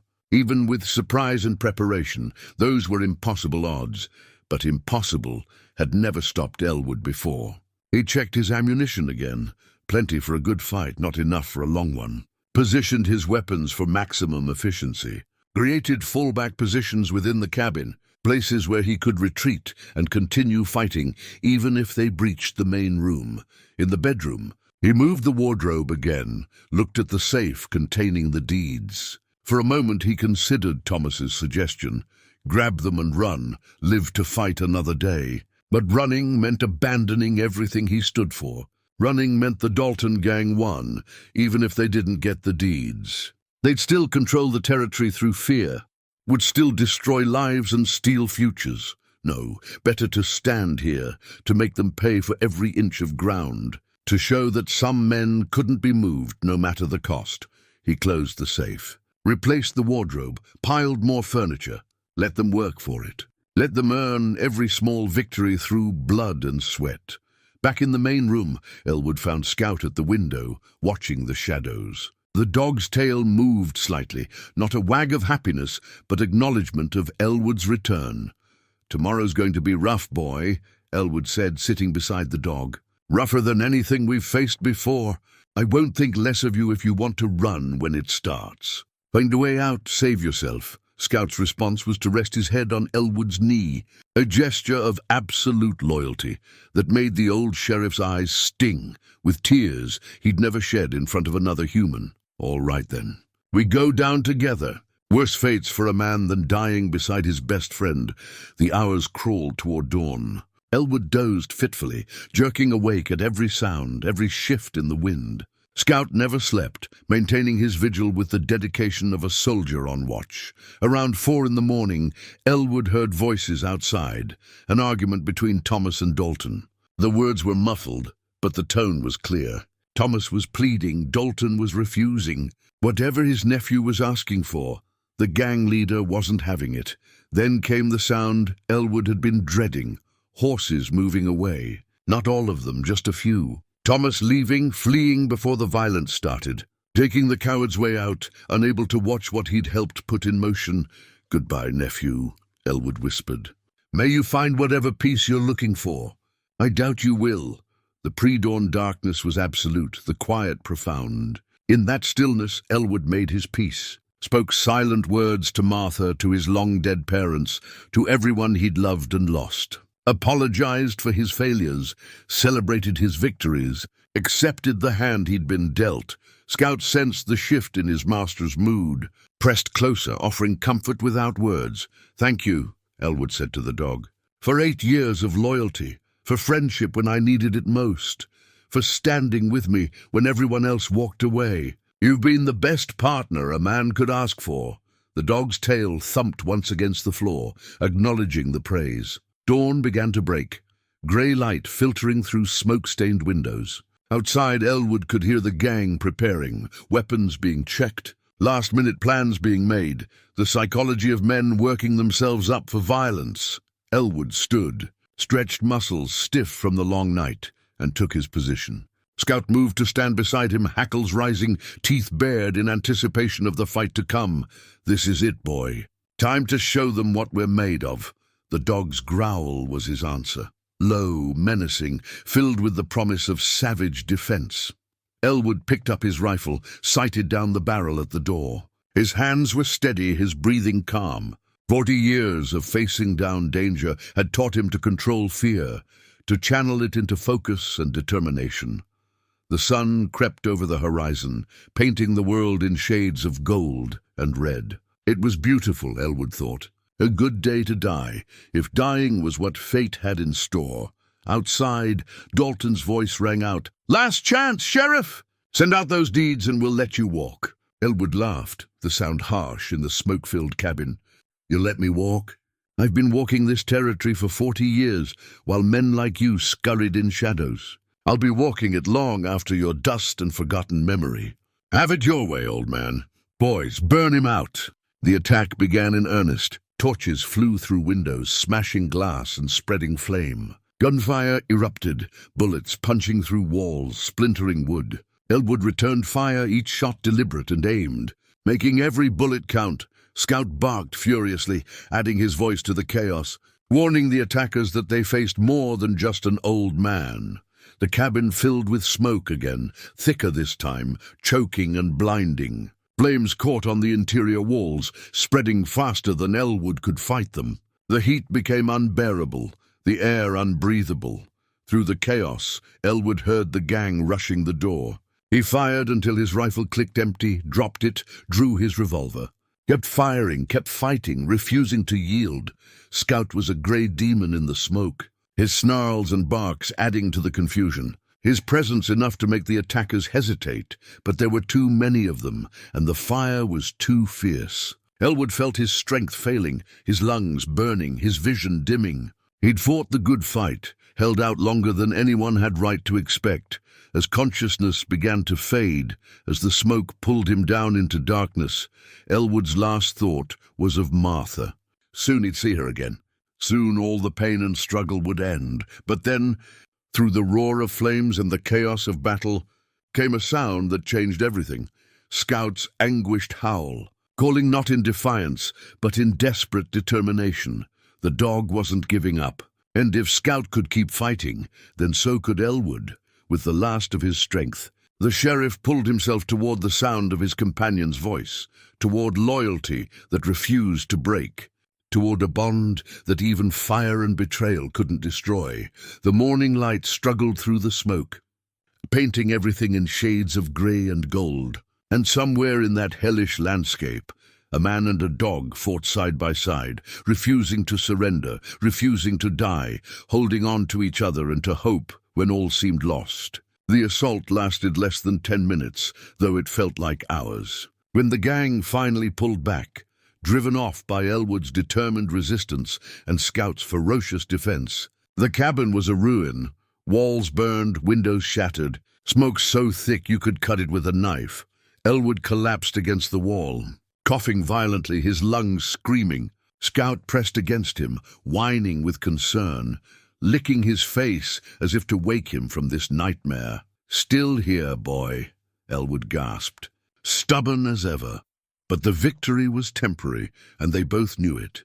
The gang had retreated to regroup, not surrender. They'd be back, and next time they'd come with a better plan. Elwood forced himself to his feet, surveyed the damage. The fire had died down some, more from lack of fuel than any effort on his part. His ammunition was dangerously low. The water buckets were empty. Every breath was agony, his lungs damaged from smoke inhalation. Scout was in better shape, but not by much. The dog's paws were burned from hot floorboards, his coat singed in places. But his spirit remained unbroken, his loyalty intact. "We can't stay here," Elwood said, looking around at the devastation. "Place is falling apart, and they'll be back before we can recover." The dog whined agreement, moving toward the door, then froze, hackles rising. Someone was on the porch. Heavy footsteps, deliberate and slow. Elwood raised his revolver, counted his remaining rounds. 3 bullets. Against a dozen or more men, 3 bullets wouldn't mean much. But they'd mean something. The door crashed open, kicked in by a boot. A figure stepped through the smoke, not Dalton or any of his gang. Thomas, his nephew, stood in the doorway, gun drawn but not aimed. He looked at the destruction, at Elwood's battered state, at Scout's defensive posture, and something in his face crumbled. "They think I rode off," Thomas said quickly. I doubled back. "We don't have much time. Come to finish what they started?" Elwood kept his gun trained on Thomas, not trusting, not believing. "Come to get you out of here." Thomas holstered his weapon, moved forward with hands raised. "I know I don't deserve your trust. I know I've lost any right to ask for mercy. But I can't let them kill you, Uncle. I can't. Why the change of heart?" "Because I heard Dalton talking. After you drove them back, after he saw how you fought." He laughed. "Said it was fitting that the great Elwood Granger would burn to death in his own home, trapped like a rat." Thomas's voice shook. "That's when I realized what I'd done. What I'd become. I'm helping men murder my own blood for money," Scout growled, not trusting this sudden reversal. "It's too late for redemption, Thomas." "I know, but it's not too late to save you." Thomas grabbed Elwood's arm. "There's a gap in their line on the east side. I created it, told them I'd cover that position. You can slip through, get to the woods before they realize what's happened. And the deeds. Damn the deeds! Your life matters more than paper." "Not to me," Elwood pulled free. "Not when that paper represents everything I've stood for. Then you're a fool, and you're going to die a fool's death. Better than living as a coward." Elwood met his nephew's eyes, saw the boy he'd raised mixed with the man he'd become. "You want to help? Really help? Go back to town. Tell Mayor Abernathy what's happening. Get a posse out here before Dalton's gang disappears with the deeds. By the time they arrive, you'll be dead, probably. But the deeds will be safe, the gang will be caught, and justice will be served. That's what matters." Thomas stared at him, tears streaming down his face. "Why? Why does it have to matter so much?" "Because if it doesn't matter to me, it won't matter to anyone. And then men like Dalton win, and everything your aunt and I built means nothing." Elwood lowered his gun slightly. "Go, Thomas. Do one right thing before this ends. Be the man Martha believed you could be." For a moment, Thomas didn't move. Then he nodded just once and turned to leave. At the door, he paused. "I'm sorry. For all of it. I hope there's forgiveness somewhere, even for someone like me." "There's always forgiveness," Elwood said quietly. "But you have to earn it through action, not words. Go, bring help. Save lives even if you can't save mine." Thomas ran, disappearing into the smoke and morning light. Scout watched him go, then looked up at Elwood with questioning eyes. "I know, boy. I don't trust him either. But maybe, just maybe, there's still something good in there worth saving." The dog's skeptical expression said he doubted it. Elwood moved through the ruined cabin, gathering what he could salvage. His spare revolver, a box of ammunition he'd hidden in the bedroom, some water from a barrel that hadn't been breached. Scout helped, using his superior senses to locate items in the smoke and debris. They worked quickly, knowing time was running out. Any minute now, the gang would realize Thomas had abandoned his post, would come rushing back to finish what they'd started. In the bedroom, Elwood paused at Martha's wardrobe. The safe behind it was still intact, still protected. He pulled it away, opened the safe, looked at the deeds. "All this," he said to Scout, "for these, for promises made to people I'll never meet, for futures I'll never see. Is it worth dying for?" Scout's answer was to sit beside him, leaning against his leg. The dog didn't care about deeds or documents. He cared about the man, about loyalty, about the bond they shared. Elwood pulled out the bundle of deeds, held them. They were heavier than their physical weight suggested, carrying the hopes and dreams of 300 families. He thought about the widow Chen, working herself to exhaustion at the boarding house to keep her land. About the miners with families, building futures from rock and sweat. About all the ordinary people who trusted the law to protect what little they had. He put the deeds back, closed the safe, replaced the wardrobe. Then he piled everything he could move in front of it. Furniture, debris, anything that would slow down the gang when they came looking. If they want it, he told Scout, they'll work for it. And every minute they spend digging means more time for Thomas to bring help if he actually does what I asked. The sound of horses approaching ended the moment of preparation. Elwood grabbed his weapons, positioned himself at a window with a clear view of the yard. Scout took up position beside him, ready for whatever came next. But it wasn't the full gang returning, just 3 riders, and they weren't attacking. They were setting up a perimeter, watching the cabin from a distance. Dalton had learned from the first assault. Now he was playing it smart, waiting for Elwood to weaken further, to run out of ammunition and options. A siege. The gang was settling in for a siege. Smart, Elwood admitted. They know I can't last much longer in here. Smoke damage, exhaustion, limited supplies. Time's on their side now, Scout whined, understanding the problem even if he couldn't articulate it. The morning stretched on, each hour bringing more weakness, more difficulty breathing. Elwood tried to stay alert, tried to maintain his vigilance, but his body was failing him. The smoke had done its damage, his lungs struggling with each breath. He sat against the wall, Scout pressed against his side, and pulled out his logbook one more time. His hand shook as he wrote, the letters barely legible. If anyone finds this, especially Thomas, know that I forgive him. He's weak, but weakness isn't the worst sin. The worst sin is having strength and refusing to use it for good. Thomas has strength buried under fear and pride. Maybe he'll find it yet. He paused, coughed violently, tasted blood. Scout has been the best companion a man could ask for. Better than I deserved. If I don't make it, when I don't make it, someone take care of him. He's earned a peaceful end to his days. The pen fell from his fingers. Elwood closed his eyes just for a moment, just to rest them. When he opened them again, the sun had moved. Hours had passed. He'd fallen asleep, passed out. The smoke inhalation had taken more out of him than he'd realized. Scout was still there, still watchful, but the dog looked worried. His whines were constant now, concerned.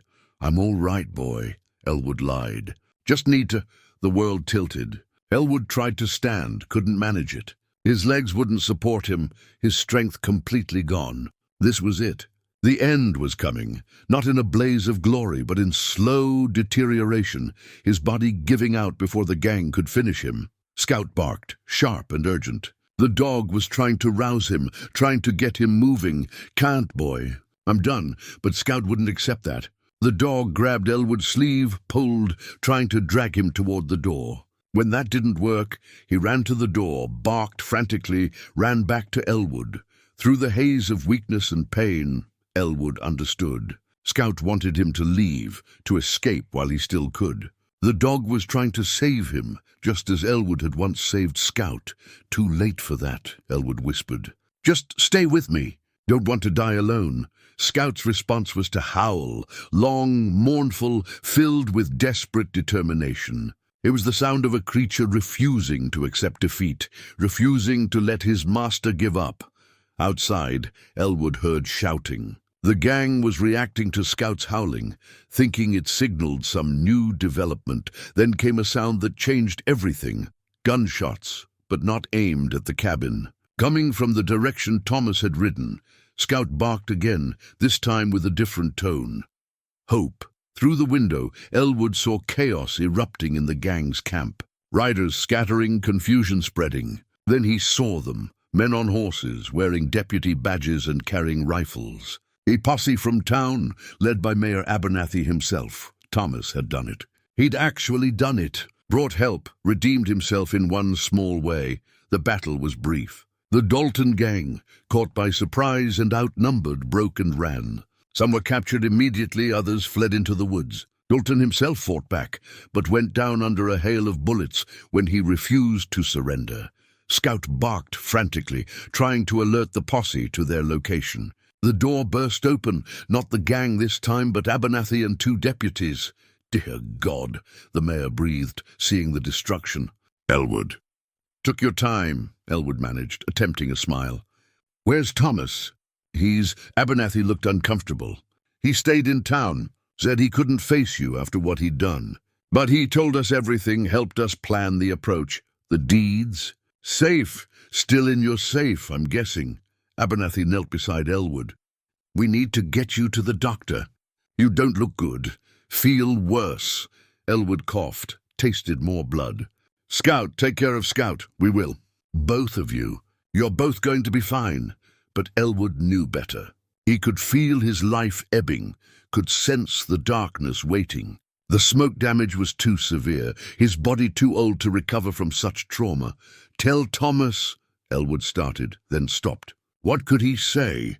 That he forgave him? That he was disappointed? That he loved him despite everything? All of it was true, and none of it seemed adequate. Scout whined, licked Elwood's face, trying to keep him conscious. "Good boy," Elwood whispered. "Best dog. Best friend." The men carried him out of the ruined cabin, Scout following close behind, refusing to leave his side. Outside in the cold morning air, Elwood caught a glimpse of his property, the barn still standing, the land stretching out toward the mountains. Everything he'd built and protected. It was worth it, he decided. All the pain, all the struggle. Some things were worth defending, even at the ultimate cost. As they loaded him onto a wagon for the ride to town, Scout jumped up beside him, curled against his side. The dog's warmth was comforting, familiar, a reminder that even in darkness there was loyalty and love. Elwood closed his eyes, letting the wagon's motion rock him. He'd done his duty. The deeds were safe, the gang was broken, justice was served. Thomas had found a measure of redemption. It was enough. It had to be enough. Scout's steady breathing beside him was the last thing he registered before unconsciousness claimed him. The sound of loyalty, of friendship, of a bond that not even death could break. The wagon rolled toward town, carrying a broken sheriff and his faithful dog toward whatever fate awaited them. Behind them, the cabin smoldered, a testament to the price of principle and the cost of standing firm when the world demanded surrender. But Elwood Granger had never been good at surrender. Even now, even facing death, he held on, not for himself, but for Scout, for Thomas, for all the people who needed him to be strong just a little longer. The morning sun climbed higher, warming the frozen land. In the distance, church bells rang, calling the faithful to prayer. It seemed fitting, somehow, that church bells should mark the end of this long night of violence and betrayal. Scout raised his head at the sound, then settled back down, keeping vigil over his master. The dog would stay by Elwood's side through whatever came next, just as he'd stayed through fire and smoke and battle, because that's what loyalty meant. That's what love demanded. And Scout, half-wolf and all-heart, understood that better than any human ever could. The wagon hadn't made it half a mile when Elwood's condition worsened dramatically. His breathing became shallow, labored, each gasp a struggle. The deputies riding alongside looked at each other with concern. The old sheriff wasn't going to make it to town. "Stop," Abernathy ordered. "We need to do something now." They pulled the wagon to the side of the road, under the shelter of towering pines. Scout jumped down, circled frantically, whining with distress. The dog knew what the men were slowly realizing. Elwood was dying. But then came the moment that would change everything. The moment that revealed the truth Elwood had suspected but never fully understood. Scout threw back his head and howled, not the howl of a dog, but something else entirely. It was the ancient call of wolves, a sound that echoed through the forest and seemed to shake the very air. The deputies stepped back, suddenly afraid. "What in God's name?" one of them started. Before he could finish, the forest came alive. From the tree line emerged shapes. Wolves, a dozen of them, moving with purpose and intelligence that seemed almost human. They surrounded the wagon, not threatening but protective. The largest wolf, a gray-silver female with wise eyes, approached Scout. The way they greeted each other was unmistakable. Family. Mother and son. Sweet mercy, Abernathy breathed. Scout's not a dog at all. He's a wolf. Half-wolf, corrected the deputy, who'd served longest with Elwood. I always suspected there was something different about him. The mother wolf moved to Elwood, sniffed him carefully, then looked at Scout with what could only be described as understanding. She seemed to nod, as if giving permission for what came next. Scout positioned himself beside Elwood, pressed close, and began to do something extraordinary. He placed his paws on Elwood's chest, right over his heart, and began to press rhythmically, like he'd seen Elwood do once when reviving a drowning child.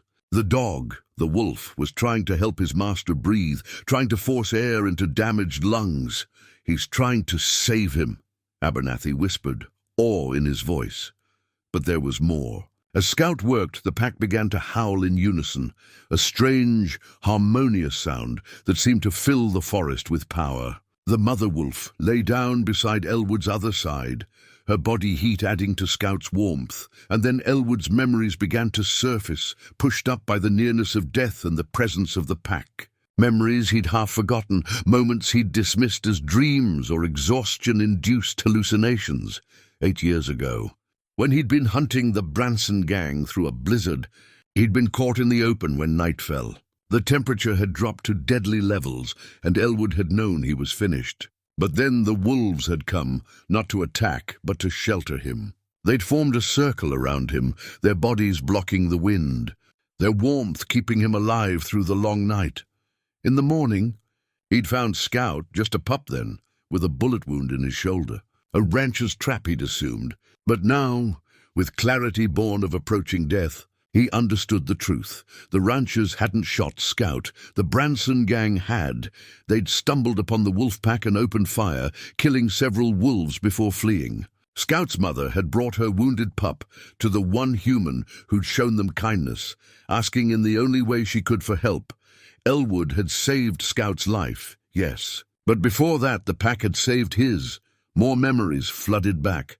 The times Scout had led him to water when his canteen ran dry on long patrols. The way the dog always seemed to know when danger was coming, when storms were approaching, when trouble lurked in seemingly empty spaces. The intelligence in those dark eyes, the understanding that went beyond normal animal awareness.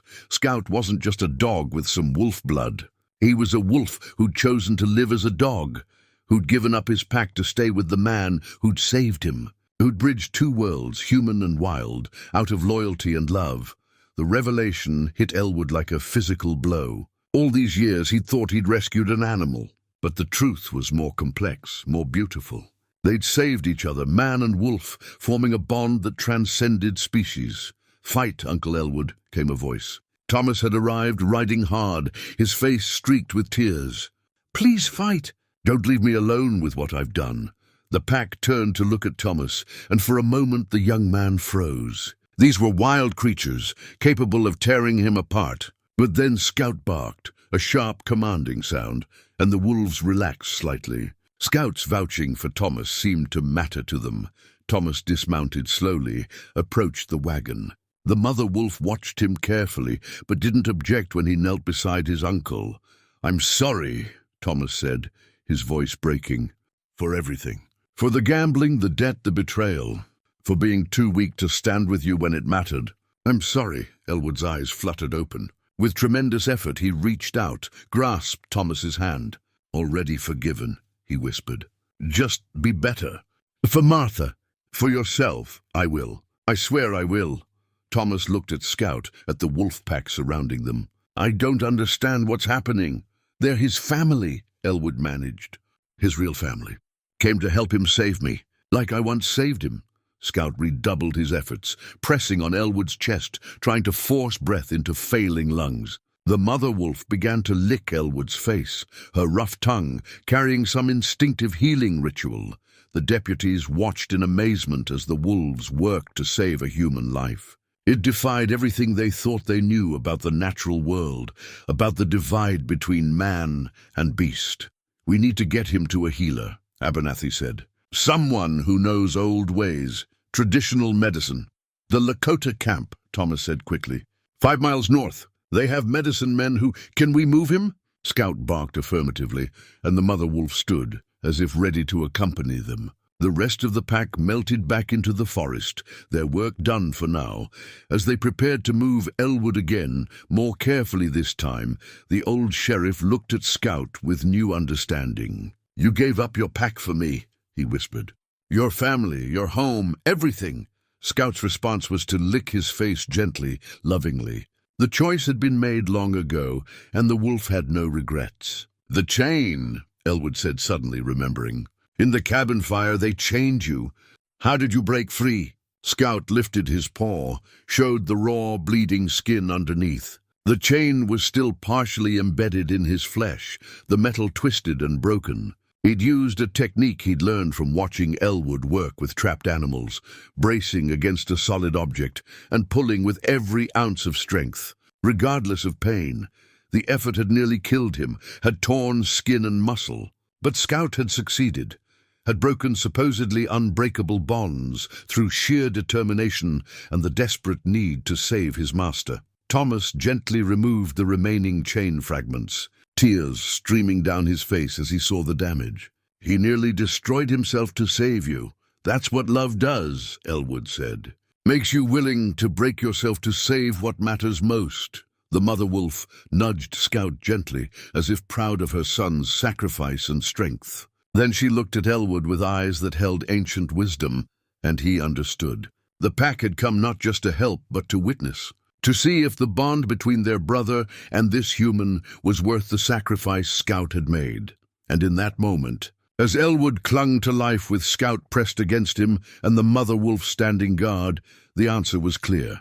Some bonds transcended everything, species, circumstance, even death itself. They began the journey to the Lakota camp, moving slowly, carefully. Scout walked beside the wagon, his mother on the other side. Thomas led the horse, his face set with new determination. He'd been given a second chance at redemption, and he wouldn't waste it. The forest seemed to come alive around them. Birds calling, deer watching from the shadows, even the wind seeming to carry them forward.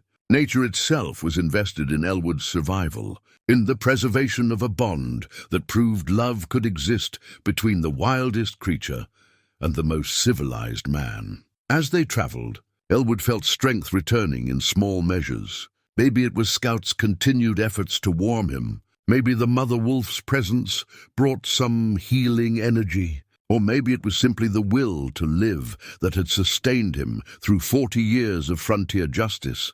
But he knew the truth.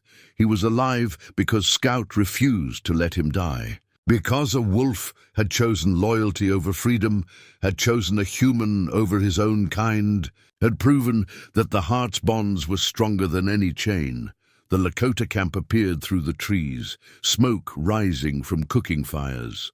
Children playing stopped to stare as the strange procession approached, a wagon carrying a dying sheriff, accompanied by wolves who walked like honored guests. An old medicine man emerged from his lodge, took one look at the scene, and nodded as if he'd been expecting them. "The wolf's friend," he said in accented English. "We've heard the stories. Bring him." As they carried Elwood into the healing lodge, Scout tried to follow. The medicine man held up a hand. "Wait, Brother Wolf.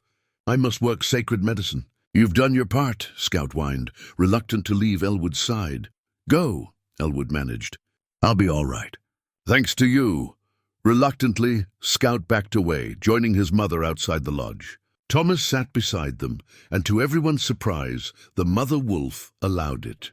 She seemed to sense that Thomas, despite his failures, was part of Elwood's pack now. Inside the lodge, the medicine man began his work, herbs and songs, poultices and prayers. Elwood drifted between consciousness and dreams, seeing Martha's face, hearing Scout's howl, feeling the pull between life and death. But through it all, one truth remained clear. He wasn't alone. He'd never been alone.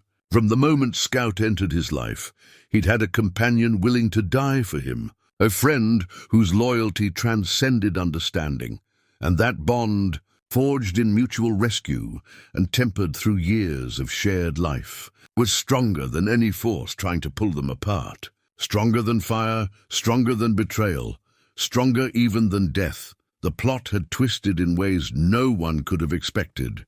Scout wasn't just a dog, wasn't even just a wolf. He was something more, a bridge between worlds, a testament to the power of love, to cross boundaries that seemed impossible to breach. As Elwood slipped into healing sleep, his last conscious thought was of gratitude.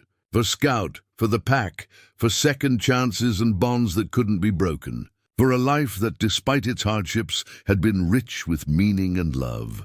Outside, under the Dakota sky, Scout raised his head and howled, a sound of hope, of triumph, of unbreakable faith. His mother joined him, and together their voices carried across the territory, announcing to all who would listen that the bond between man and wolf still held strong. The twist wasn't just that Scout was more wolf than anyone knew. It was that the rescue had gone both ways, that salvation was a circle, that the saved and the savior were sometimes the same being, meeting across the divide of species to prove that love recognized no boundaries, acknowledged no limitations, accepted no defeat. 3 days passed in the Lakota Healing Lodge. 3 days of sacred smoke and ancient medicine, of Scout keeping vigil outside while his mother hunted to feed both herself and the humans who'd welcomed them. 3 days of Elwood hovering between worlds, fighting to stay alive while his body tried to surrender to the damage it had suffered. Thomas rarely left the camp. He sat with Scout and the mother wolf, sharing jerky and hardtack, speaking to them as if they could understand. And maybe they could. The mother wolf's eyes held such intelligence that Thomas often forgot she was an animal at all. "I was jealous of you," Thomas confessed to Scout on the 3rd night. "Jealous that Uncle Elwood loved you so purely, so completely, that you had his trust in ways I never did. I thought it was because you were a dog, because you couldn't disappoint him like I could." He laughed bitterly. "Turns out you're more honorable than I'll ever be, and you're not even human." Scout's response was to rest his head on Thomas's knee. Forgiveness without words, acceptance despite betrayal. The mother wolf watched this exchange with what seemed like approval. On the 4th morning, Elwood woke fully conscious for the first time. The medicine man smiled, revealing gaps where teeth had been. The wolf's medicine worked. "You will live, Sheriff. Scout is well. Waiting outside?" "He refused to eat until you woke." The medicine man helped Elwood sit up slowly. "You have strong bond with Wolf, brother. We're thing sacred thing. He saved my life, and you saved his. The circle completes itself." The old man handed Elwood a cup of bitter tea. "Drink will help healing." As Elwood sipped the foul-tasting brew, the medicine man told him what had happened while he'd been unconscious. The Dalton gang had been rounded up, most of them anyway. Chet Dalton himself was dead, killed in the firefight with the posse. The land deeds were recovered from the ruins of Elwood's cabin, the safe having protected them despite the fire. "Thomas," Elwood asked, "outside with wolves? He tends your friend with great care, speaks of atonement, of making amends. Can a man atone for what he did? Can wolf and man be brothers?" The medicine man smiled. "In this world, stranger things have happened. The spirits decide what is possible, not us." When Elwood was finally strong enough to leave the lodge, Scout nearly knocked him over with enthusiasm. The wolf dog danced around him, barking with joy, licking any part of Elwood he could reach. The mother wolf approached more sedately, sniffed Elwood carefully, then touched her nose to his hand, a gesture of respect and approval. "Thank you," Elwood told her. "For your son, for saving me in the blizzard, for coming when we needed you." The wolf's golden eyes met his, and Elwood saw understanding there. She knew he spoke truth, knew the depth of the bond between her son and this human. Thomas approached hesitantly, uncertain of his welcome. "Uncle, help me back to the cabin," Elwood said. "We need to see what can be salvaged." The ride back was slow, accommodating Elwood's weakness. Scout walked close to the horse, ready to catch his master if he fell. The mother wolf followed at a distance, and Elwood realized she would stay until she was certain Scout's human was truly safe. The cabin was worse than he remembered. Walls partially collapsed, roof gone in places, everything stained with smoke and ash. But it was still standing, still salvageable. "I'll help rebuild," Thomas said immediately. "Me and anyone else from town who'll come. We'll make it better than before." "Why?" Elwood asked, not unkindly. "Why stay? You could run, start over somewhere else." "Because running is what got me into this mess in the first place." Thomas dismounted, helped Elwood down from his horse. "Because I need to face what I've done, make it right in whatever ways I can. Because you and Aunt Martha deserved better than a coward for a nephew." They walked through the ruins together, Scout investigating every corner, the mother wolf watching from the tree line. In the bedroom, they found the safe, blackened but intact, the deeds inside still protected.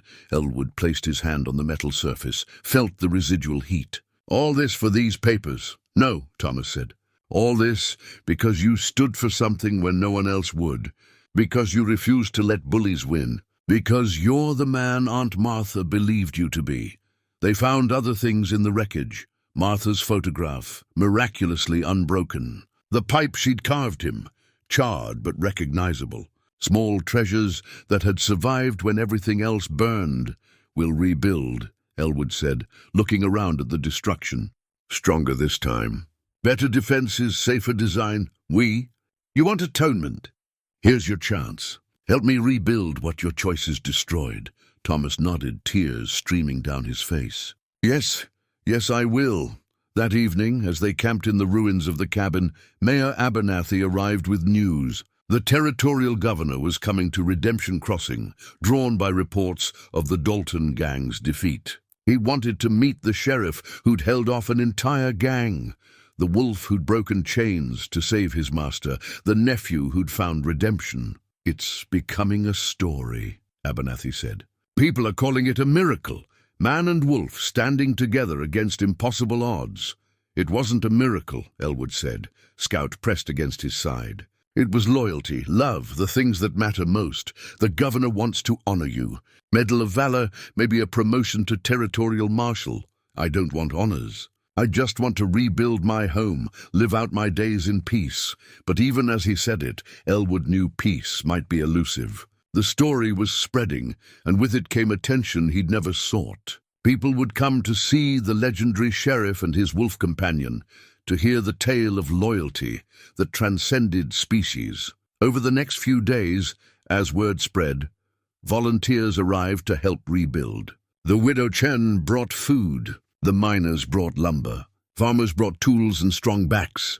Even strangers came, drawn by the story, wanting to be part of something that spoke to deeper truths about loyalty and love. Thomas worked harder than anyone, as if physical labor could wash away his sins. He and Scout formed an unlikely bond. The wolf seemed to sense Thomas's genuine remorse, seemed willing to offer forgiveness that the young man couldn't yet offer himself. The mother wolf stayed for a week, watching the reconstruction, observing the strange alliance between her son and these humans. Finally, satisfied that Scout had found his true pack, she came to Elwood one last time. She looked at him with those ancient eyes, then at Scout, then back to Elwood. The message was clear: "Take care of my son. He belongs to you now." "I will," Elwood promised. "With my life." The mother wolf touched her nose to Scout's, a final goodbye. Then she turned and melted back into the forest, returning to the wild pack that awaited her. Scout watched her go, a low whine escaping, but he didn't follow. His choice had been made long ago, and it remained unchanged. His place was with Elwood, whatever that meant, wherever that led. As the cabin slowly took shape, rising from the ashes stronger than before, Elwood felt purpose returning. He'd survived the fire, survived betrayal, survived the attempt on his life. Now he'd rebuild, physically and metaphorically. But darker news came with the reconstruction. Not all of the Dalton gang had been caught. 3 men had escaped, including Dalton's brother, Marcus, a man said to be even more ruthless than Chet, and Marcus had sworn vengeance, had promised to return and finish what his brother started. "Let him come," Elwood said when he heard. "We'll be ready." Scout's agreement came in a low growl. They'd faced one threat and survived. They'd face another if they had to. Thomas took the news harder. "It never ends, does it?" The violence, the threats, the constant danger, not while there are men willing to take what isn't theirs, willing to hurt others for profit. Elwood looked at his nephew. That's why men like me exist. Why men like you need to exist. To stand against the darkness, to protect those who can't protect themselves. I don't know if I can be that man. You already are. You just have to stop running from it. The cabin neared completion as autumn approached. The walls were stronger, the defenses better planned. Windows had shutters that could be barred, doors reinforced with iron.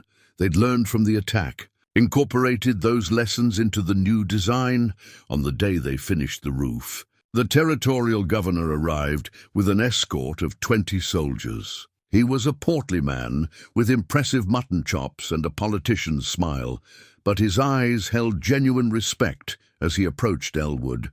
"Sheriff Granger," he said, extending his hand. "Your legend precedes you. Just doing my job, Governor." "Your job?" The governor laughed, holding off 15 armed men with nothing but a dog and determination. "That's beyond any job description I've ever seen," Scout growled at being called a dog, and the governor stepped back nervously. "He's particular about terminology," Elwood said with a slight smile. "Scout is a wolf or near enough. Makes him temperamental about being called lesser than he is."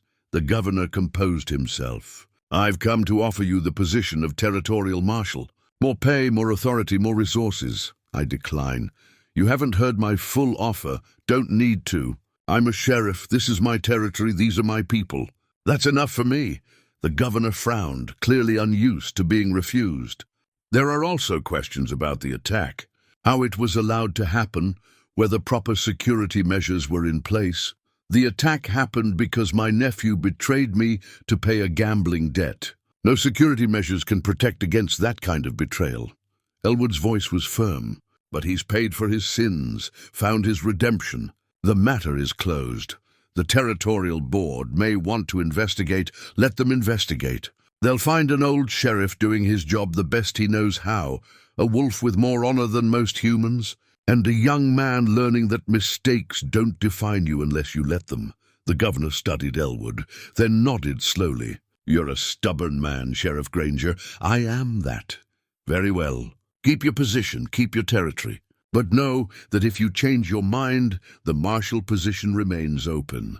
After the governor left, Thomas approached Elwood. "Thank you for defending me, for giving me another chance.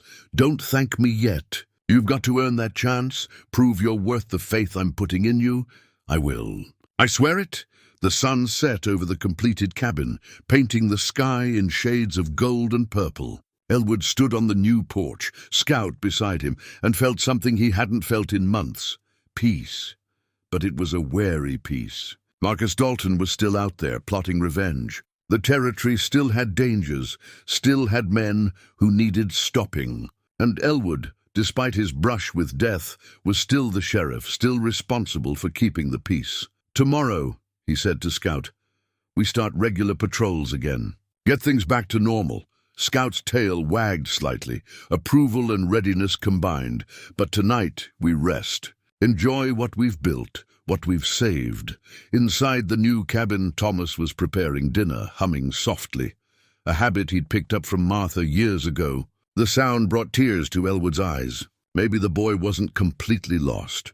Maybe there was hope for redemption after all. As darkness fell, Elwood lit the lamps, filled the cabin with warm light. Scout settled by the fire, watching over his human with vigilant eyes. Outside, the territory stretched out peaceful and quiet, but both man and wolf knew the peace wouldn't last. Marcus Dalton would come, bringing with him the final test of everything they'd built, everything they'd survived, everything they believed in. The climax was building, inevitable as winter following autumn. And when it came, they'd face it together.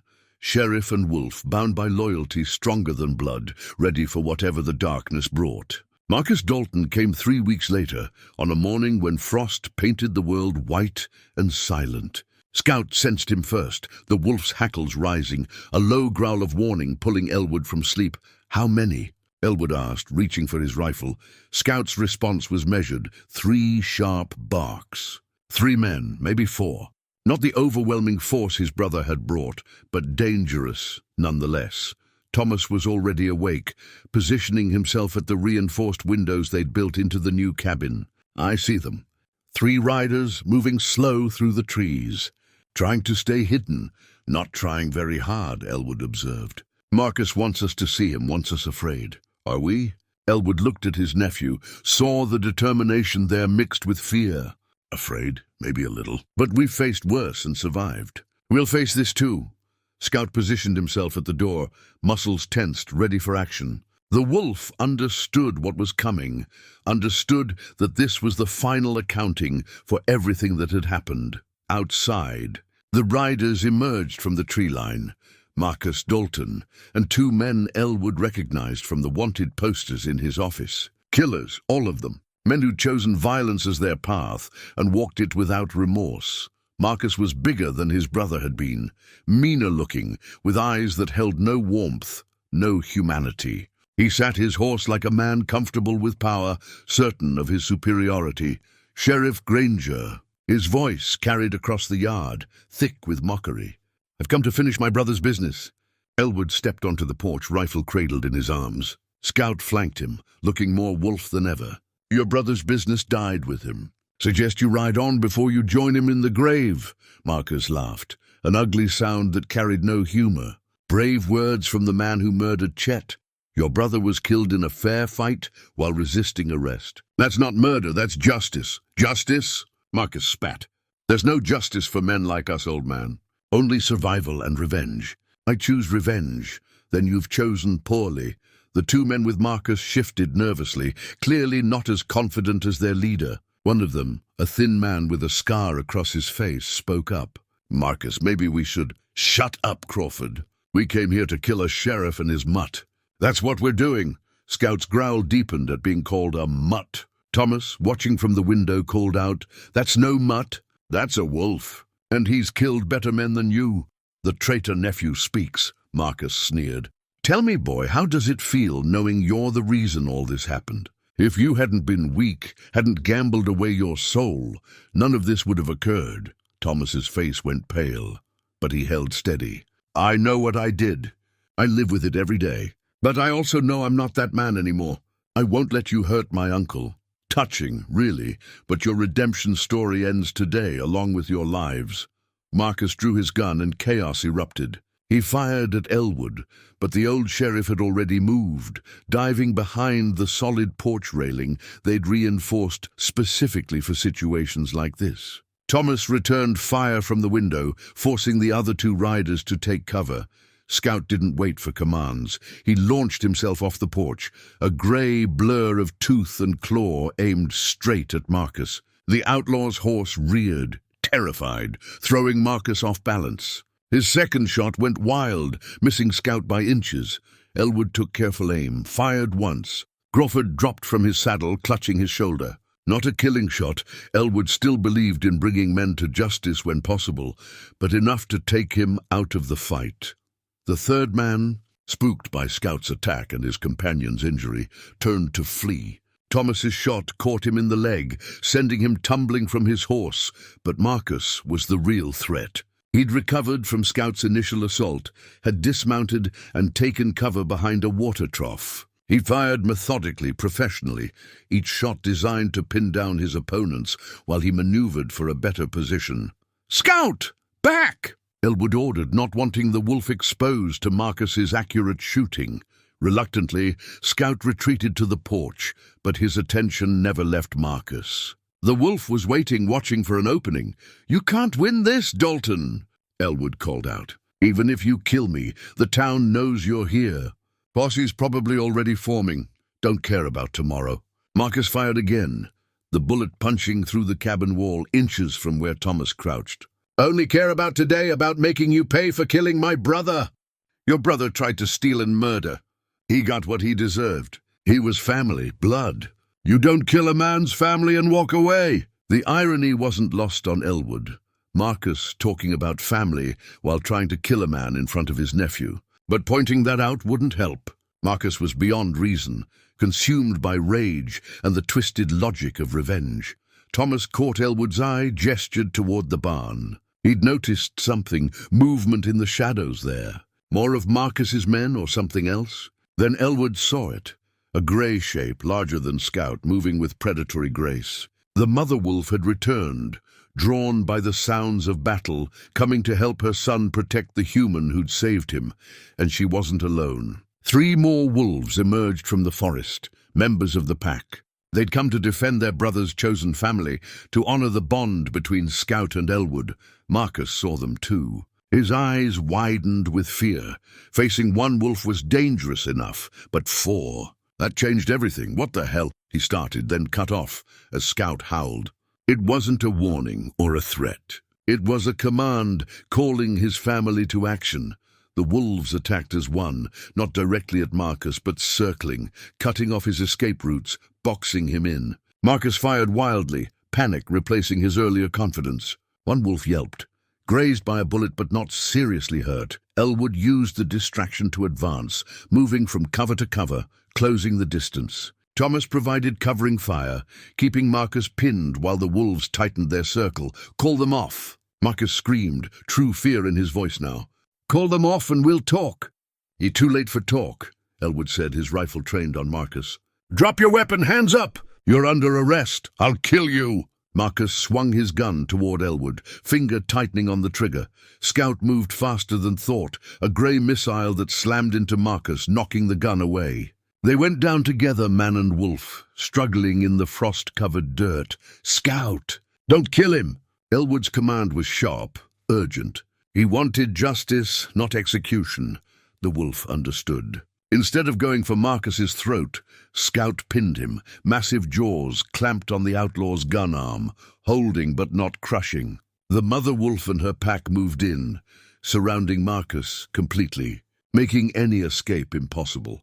Thomas emerged from the cabin, his gun trained on the 2 wounded outlaws who were trying to crawl toward their horses. "Stay down," he ordered. "You're both under arrest."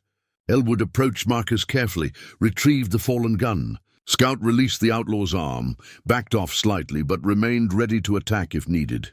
"It's over, Dalton," Elwood said quietly. "Your brother's dead, your gang's broken, and you're going to prison for a long time." Marcus's face twisted with rage and defeat. "You think this ends it?" "There'll be others. There's always others who'll want revenge, who'll come for you. Maybe. Probably even. But I'll face them same as I faced you, with my principles intact, my duty done, and my friend beside me." Elwood gestured to Scout.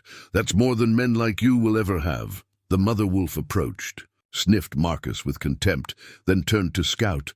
She touched noses with her son, a gesture of pride and approval, before leading her pack back into the forest. They'd done what they came to do, protected their brother, honored the bond. As Scout watched his mother disappear into the trees, Elwood saw something like longing in the wolf's eyes. But when Elwood whistled softly, Scout came immediately, choosing once again his place beside the human who'd saved him. Thomas had secured the 2 wounded outlaws, bandaging their injuries before binding them. He approached Marcus with rope, his hands steady despite the adrenaline still singing through his veins. "I'll do it," Elwood said. "You've done enough." "No," Thomas replied firmly. "Let me. I helped start this. I'll help finish it." As Thomas bound Marcus's hands, the outlaw spat at him. "Traitor! Backstabbing coward! Your own gang, and you turned on them. They were never my gang," Thomas said quietly. "I was a fool who made terrible choices. But I'm done being that fool." Noble words from a gambling addict who sold out his own blood. Thomas's hands trembled, but he continued working the knots. "You're right. I did sell out my uncle, betrayed everything he and my aunt taught me. But here's what you don't understand. He forgave me anyway, gave me a chance to be better. That's something men like you can never comprehend. Forgiveness is weakness." "No," Elwood interjected. "Forgiveness is strength. Takes more courage to forgive than to hold a grudge. Thomas learned that, even if you never will." In the distance, the sound of approaching horses signaled the posse's arrival. Mayor Abernathy led them, followed by a dozen armed townsmen who dropped everything to come help their sheriff. "We heard gunfire." Abernathy called out, then pulled up short, seeing the scene. 3 bound outlaws, Wolves disappearing into the forest, Elwood and Thomas standing victorious. Marcus Dalton and what's left of his gang, Elwood explained. They came for revenge, found justice instead. The townsmen quickly took custody of the prisoners, loading them onto horses for the ride to jail. Crawford and the third man went quietly, their injuries and defeat robbing them of fight. But Marcus continued to curse and threaten, promising revenge, swearing he'd escape and finish what he started.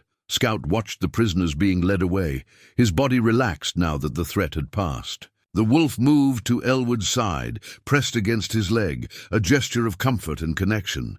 "You did good, boy," Elwood said, scratching behind Scout's ears. "Your mother, too. Tell her thank you next time you see her." Scout's soft whine suggested he understood and would. Thomas stood apart, watching the townsmen work. He looked exhausted, drained by the confrontation and the emotions it had stirred. When Abernathy approached him, the young man tensed, expecting judgment or condemnation. Instead, the mayor extended his hand. "You fought well today, Deputy. Proved yourself when it mattered most." Thomas stared at the offered hand in disbelief. "I'm no deputy anymore. I gave that up when you made mistakes," Abernathy interrupted. "But mistakes can be unmade through action. Today's action speaks louder than past failures." Slowly, Thomas took the mayor's hand, shook it. Tears streamed down his face, not from sadness, but from the overwhelming relief of acceptance, of forgiveness earned rather than just given. Elwood watched this exchange with quiet satisfaction. This was what he'd hoped for, Thomas finding his way back, proving himself worthy of the second chance he'd been given. As the posse prepared to leave with the prisoners, Elwood pulled Abernathy aside. "Keep extra guards on them, especially Marcus. He's smart and he's dangerous. Won't hesitate to kill anyone who gets in his way." "We'll be careful," Abernathy promised. "And Elwood, you might want to consider that marshal position again. This kind of thing, it's only going to get worse as the territory grows. More people means more criminals, more violence." "I'll think on it," Elwood said, though they both knew he wouldn't. He was a sheriff, wedded to this specific territory, these specific people. Expanding his jurisdiction would mean leaving behind what he'd spent 40 years building. After the posse left, Elwood and Thomas stood in the yard, surveying the damage. New bullet holes in the cabin walls, disturbed earth where the fight had taken place, blood staining the frost. It would all need repair, would all leave scars. "Worth it, though," Thomas said, following Elwood's gaze. "We won, we survived." "We did," Elwood agreed. "But survival's just the first step. Now we rebuild again, make things right again. That's the real work. Not the dramatic fights, but the daily effort to build something better," Scout barked, drawing their attention to the forest. The mother wolf had reappeared at the tree line, watching. She stood there for a long moment, her golden eyes fixed on Scout, then on Elwood. It was a final farewell, a last acknowledgement of the bond her son had chosen. Then she was gone, melting back into the wild places where humans rarely ventured. Scout whined softly, but made no move to follow. His choice was made, his place determined. "She's proud of you," Elwood told the wolf. "Proud you found something worth choosing, worth defending." The sun climbed higher, warming the frozen ground. Steam rose from the earth where blood had fallen, like souls departing for whatever came next. It was beautiful in a melancholy way, this evidence of violence transforming into something almost peaceful. "We should get the horses," Thomas said. "Check on Crawford and the others. Make sure their wounds won't kill them before they face trial." "You do it," Elwood replied. "I trust you." Those 3 words, "I trust you," hit Thomas like a physical blow. After everything, after the betrayal and the redemption, his uncle trusted him again. The weight of that trust was almost unbearable and absolutely essential. As Thomas moved to collect the scattered horses, Elwood sat on the porch steps, suddenly exhausted. The adrenaline was fading, leaving behind the reality of his age, his recent injuries, the toll the morning's fight had taken. Scout curled beside him, rested his head on Elwood's knee. The wolf's warmth was comforting, his presence a reminder that Elwood wasn't alone, would never be alone as long as Scout lived. "We're getting too old for this," Elwood murmured. "Both of us. Time was I could fight all morning and not feel it. Now I'm ready for a week in bed. Scout's soft rumble might have been agreement or amusement, hard to tell with a wolf, but we can't quit yet. Still got work to do, people to protect. Marcus was right about one thing. There'll always be others. As long as there's greed and anger in the world, there'll be men who choose violence over honor. The wolf lifted his head, met Elwood's eyes with understanding. They would face those men together, as they'd faced everything together for 8 years. Whatever came next, whatever threats emerged, they would stand side by side. Thomas returned with the horses, his movements competent and sure. He'd grown into himself somehow, the crisis burning away the weakness and leaving behind something stronger. "The prisoners are secure," he reported. "Crawford's wound isn't serious, neither is the other one's. They'll live to stand trial." "Good justice deserves its day." Elwood stood, his joints protesting. "Help me inside. Need to write up reports, document everything before my memory gets fuzzy." Inside the cabin, Elwood settled at his desk with his logbook. As he began to write, documenting the morning's events in his careful hand, he felt the weight of 40 years of similar entries. 40 years of conflicts and resolutions, of justice served and prices paid. But this entry felt different somehow. This one marked an end, not of his career, but of a specific chapter. The Dalton gang was broken. Thomas had found redemption. Scout had proven the depth of the bond between them. It was closure of a sort, even if new chapters would inevitably begin. "Uncle," Thomas said hesitantly, standing in the doorway. "Can I ask you something?" "Of course. Do you think Aunt Martha would be proud of me?" "After everything?" Elwood set down his pen, really looked at his nephew, saw the hope and fear warring in the young man's eyes, the desperate need for approval from the woman who'd raised him with such love. "Yes," he said simply. "She'd be proud of who you're becoming, even if she'd be heartbroken about who you were." Martha always believed in second chances, in the power of redemption. She'd see today's Thomas and smile. Fresh tears rolled down Thomas's face. "I miss her." "Every day. So do I, son." "So do I." Elwood returned to his writing, but his heart was lighter somehow. They'd faced death and betrayal, violence and loss, but they'd also found forgiveness and redemption, loyalty and love. The morning's climax had passed. Marcus and his men were captured, the immediate threat eliminated. But Elwood knew, had always known, that life in the territory meant constant vigilance, eternal readiness for the next crisis. He glanced at Scout, sleeping now by the fire, and felt gratitude wash over him. Whatever came next, he wouldn't face it alone. The wolf would be there, faithful and fierce, the living embodiment of loyalty that transcended all boundaries. Outside, the territory stretched peaceful under the morning sun. Families would go about their business, children would play, life would continue its ordinary rhythm. And watching over it all, protecting it all, would be an old sheriff and his wolf, bound by a love that even death couldn't diminish. The climax had tested them, proven them, and ultimately strengthened them. Now came the resolution, the building of whatever came next. Elwood was ready for it, as ready as a man could be when he'd survived the unsurvivable and found meaning in the struggle. The trial came 2 weeks later, held in the territorial courthouse with Judge Harrison presiding. The courtroom was packed, every seat filled with townspeople, ranchers, miners, and curious onlookers who'd heard the story of the sheriff and his wolf. Scout sat beside Elwood at the prosecutor's table, the judge having granted special permission for the wolf's presence. "He's a witness," Elwood had argued. "He was there, he fought. He deserves to see justice done." Judge Harrison had agreed, though he'd made Scout swear to keep quiet.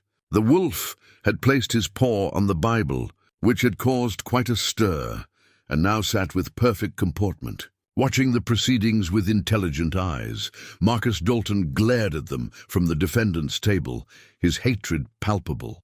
His 2 accomplices had already pled guilty, hoping for leniency. But Marcus refused to bend, insisted on his right to trial. Thomas sat in the gallery, having chosen not to testify unless absolutely necessary. His role in the original betrayal was known, but the town had largely forgiven him. His actions during the final confrontation had redeemed him in most eyes. The prosecution laid out its case methodically. Crawford testified against Marcus, describing the plot to kill Elwood and steal the land deeds. The third outlaw confirmed the testimony. Physical evidence was presented. The guns, the wanted posters, the recovered deeds. Then came Elwood's turn. He took the stand, placed his hand on the same Bible Scout had touched, and swore to tell the truth. Sheriff Granger, the prosecutor began. Please describe the events of November 12th. Elwood did, his voice calm and measured. He recounted Marcus's arrival, the threats, the attack. He described Scout's defense, the mother wolf's intervention, the eventual capture of the outlaws. And at any point did Marcus Dalton attempt to surrender peacefully? No, he came to kill, stated that explicitly. Said he wanted revenge for his brother's death? His brother, who was also an outlaw? Chet Dalton, yes. Wanted in 3 territories for murder and robbery. The prosecutor nodded, satisfied. No further questions. Marcus's lawyer, a tired-looking man from the territorial capital, stood for cross-examination. Sheriff, isn't it true that you killed Chet Dalton? I did not. He was killed by members of the posse during his arrest. But you led that posse, correct? You gave the orders? I led the posse in lawful execution of arrest warrants. Chet Dalton resisted with deadly force. The posse responded appropriately. Appropriately? By killing him? By defending themselves and others? That's what the law requires, what duty demands? The lawyer shifted tactics. And this wolf of yours, isn't he dangerous? Hasn't he attacked multiple people? Scout's low growl was barely audible, but Judge Harrison still gavelled. The witness will control his animal. Scout is a wolf, yes, Elwood said. And he's defended me and others from criminal attack. That's not the same as being dangerous to innocent people. But he's still a wild animal. He's my partner. Has been for 8 years. Saved my life more times than I can count. Elwood looked directly at Marcus. And he's got better judgment about who to trust than most humans I've met? The courtroom rippled with suppressed laughter. Marcus's face reddened with rage.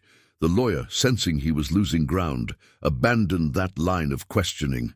No further questions. Thomas was called next.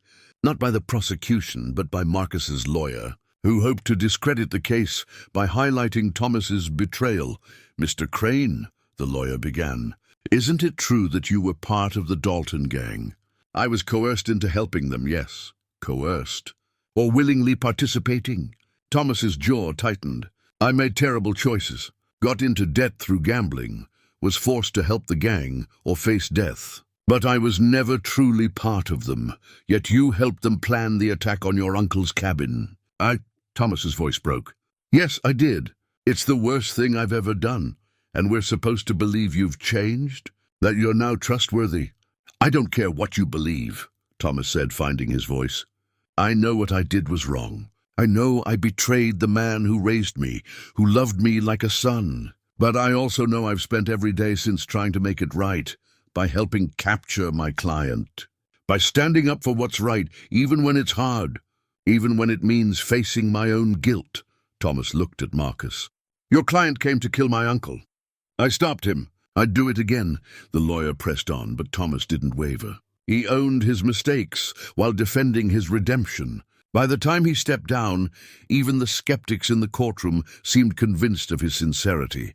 The defense called no witnesses. Marcus refused to testify, refused to show any remorse. His lawyer made a half-hearted closing argument about circumstantial evidence and reasonable doubt, but everyone in the room knew it was over. The prosecution's closing was simple and devastating. Marcus Dalton came to our territory seeking revenge. He attacked a peace officer in his own home. He showed no mercy, no remorse, no respect for law or life. The only thing that saved Sheriff Granger was the loyalty of a wolf and the courage of a young man seeking redemption. Find Marcus Dalton guilty and send a message that revenge has no place in civilized society. The jury deliberated for less than an hour. When they returned, the foreman stood with a grim expression. We find the defendant, Marcus Dalton, guilty on all counts.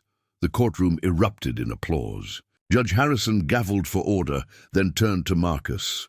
Marcus Dalton, you came to this territory bringing violence and vengeance. You attacked a lawman doing his duty, endangered innocent lives, and showed no remorse for your actions." The judge's voice was hard, unyielding. "I hereby sentence you to 20 years hard labor at the territorial prison. May you use that time to reflect on the choices that brought you here." Marcus lunged toward Elwood, screaming curses and threats. The bailiffs subdued him quickly, but his voice carried as they dragged him away. "This isn't over. I'll get out. I'll come back." Scout's growl was the only response needed, a promise that if Marcus did return, he'd face the same fate as his brother. As the courtroom cleared, townspeople approached Elwood to shake his hand, to thank him for his service. Many brought treats for Scout, jerky, bones, even a pie from Widow Chen. The wolf accepted these offerings with dignified grace. Though Elwood suspected he'd share most of them with his pack later, Thomas hung back, uncertain of his reception. But when Elwood beckoned him over, he came slowly, hesitantly. "You did well up there," Elwood said. "Told the truth, owned your mistakes. Martha would be proud." "I was so scared," Thomas admitted. "Scared they'd see through me, see that I'm still that weak fool who betrayed you. You're not that fool anymore. You proved it today, proved it when you stood against Marcus." Elwood placed a hand on Thomas's shoulder. "Redemption isn't a destination. It's a journey. You're walking it well." Outside the courthouse, the territorial governor waited with a small entourage. He approached Elwood with a smile that didn't quite reach his eyes. "Sheriff Granger, magnificent work. The territory owes you a debt. Just doing my job." "Yes, well, about that job," the governor's smile faltered. "There's been some concern in the capital. About your methods, about having a wild animal as a deputy, about the danger you've brought to this community." Elwood felt anger rising. "The danger came from criminals. Scout and I stopped it. Nevertheless, there are questions about whether someone of your advanced years should continue in such a demanding position. Are you trying to force me out?" "Not force exactly, but perhaps encourage retirement. We could arrange a pension, find you a nice quiet position." "I'm not retiring," Elwood said flatly. "Not unless the people of this territory vote me out, which they won't." The governor's eyes hardened. "Sheriff Granger, you're being unreasonable." Scout's growl cut him off. The wolf stood between Elwood and the governor, making his allegiance clear. The governor stepped back, suddenly remembering that this wasn't just an old man. It was an old man with a wolf who'd proven capable of extraordinary violence in defense of his human. "We'll discuss this later," the governor said, retreating to his carriage. Much later, as the entourage departed, Thomas laughed. "I think you made an enemy. Wouldn't be the first, won't be the last." Elwood scratched behind Scout's ears. "Some men can't stand seeing others refuse to bend. Let him scheme. The people here know what we've done for them." The ride back to the cabin was peaceful, the late afternoon sun painting everything gold. Scout ranged ahead, checking for threats, marking territory, doing all the things wolves did. Thomas rode beside Elwood, comfortable in silence. When they reached the cabin, they found Mayor Abernathy waiting with several townsmen. Elwood tensed, worried about more politics, more challenges to his authority, but Abernathy smiled, gestured to the wagon behind him.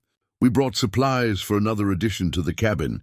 Figured you might want to build a proper room for Thomas, make it official that he's staying." Thomas looked stunned. "You want me to stay?" "Town needs a deputy," Abernathy said. "Preferably one who's learned from his mistakes, who understands the cost of betrayal and the value of redemption." He extended a badge, not Thomas's old one, but a new one, polished and bright. "What do you say, Deputy Crane?" Thomas took the badge with shaking hands. "I say yes.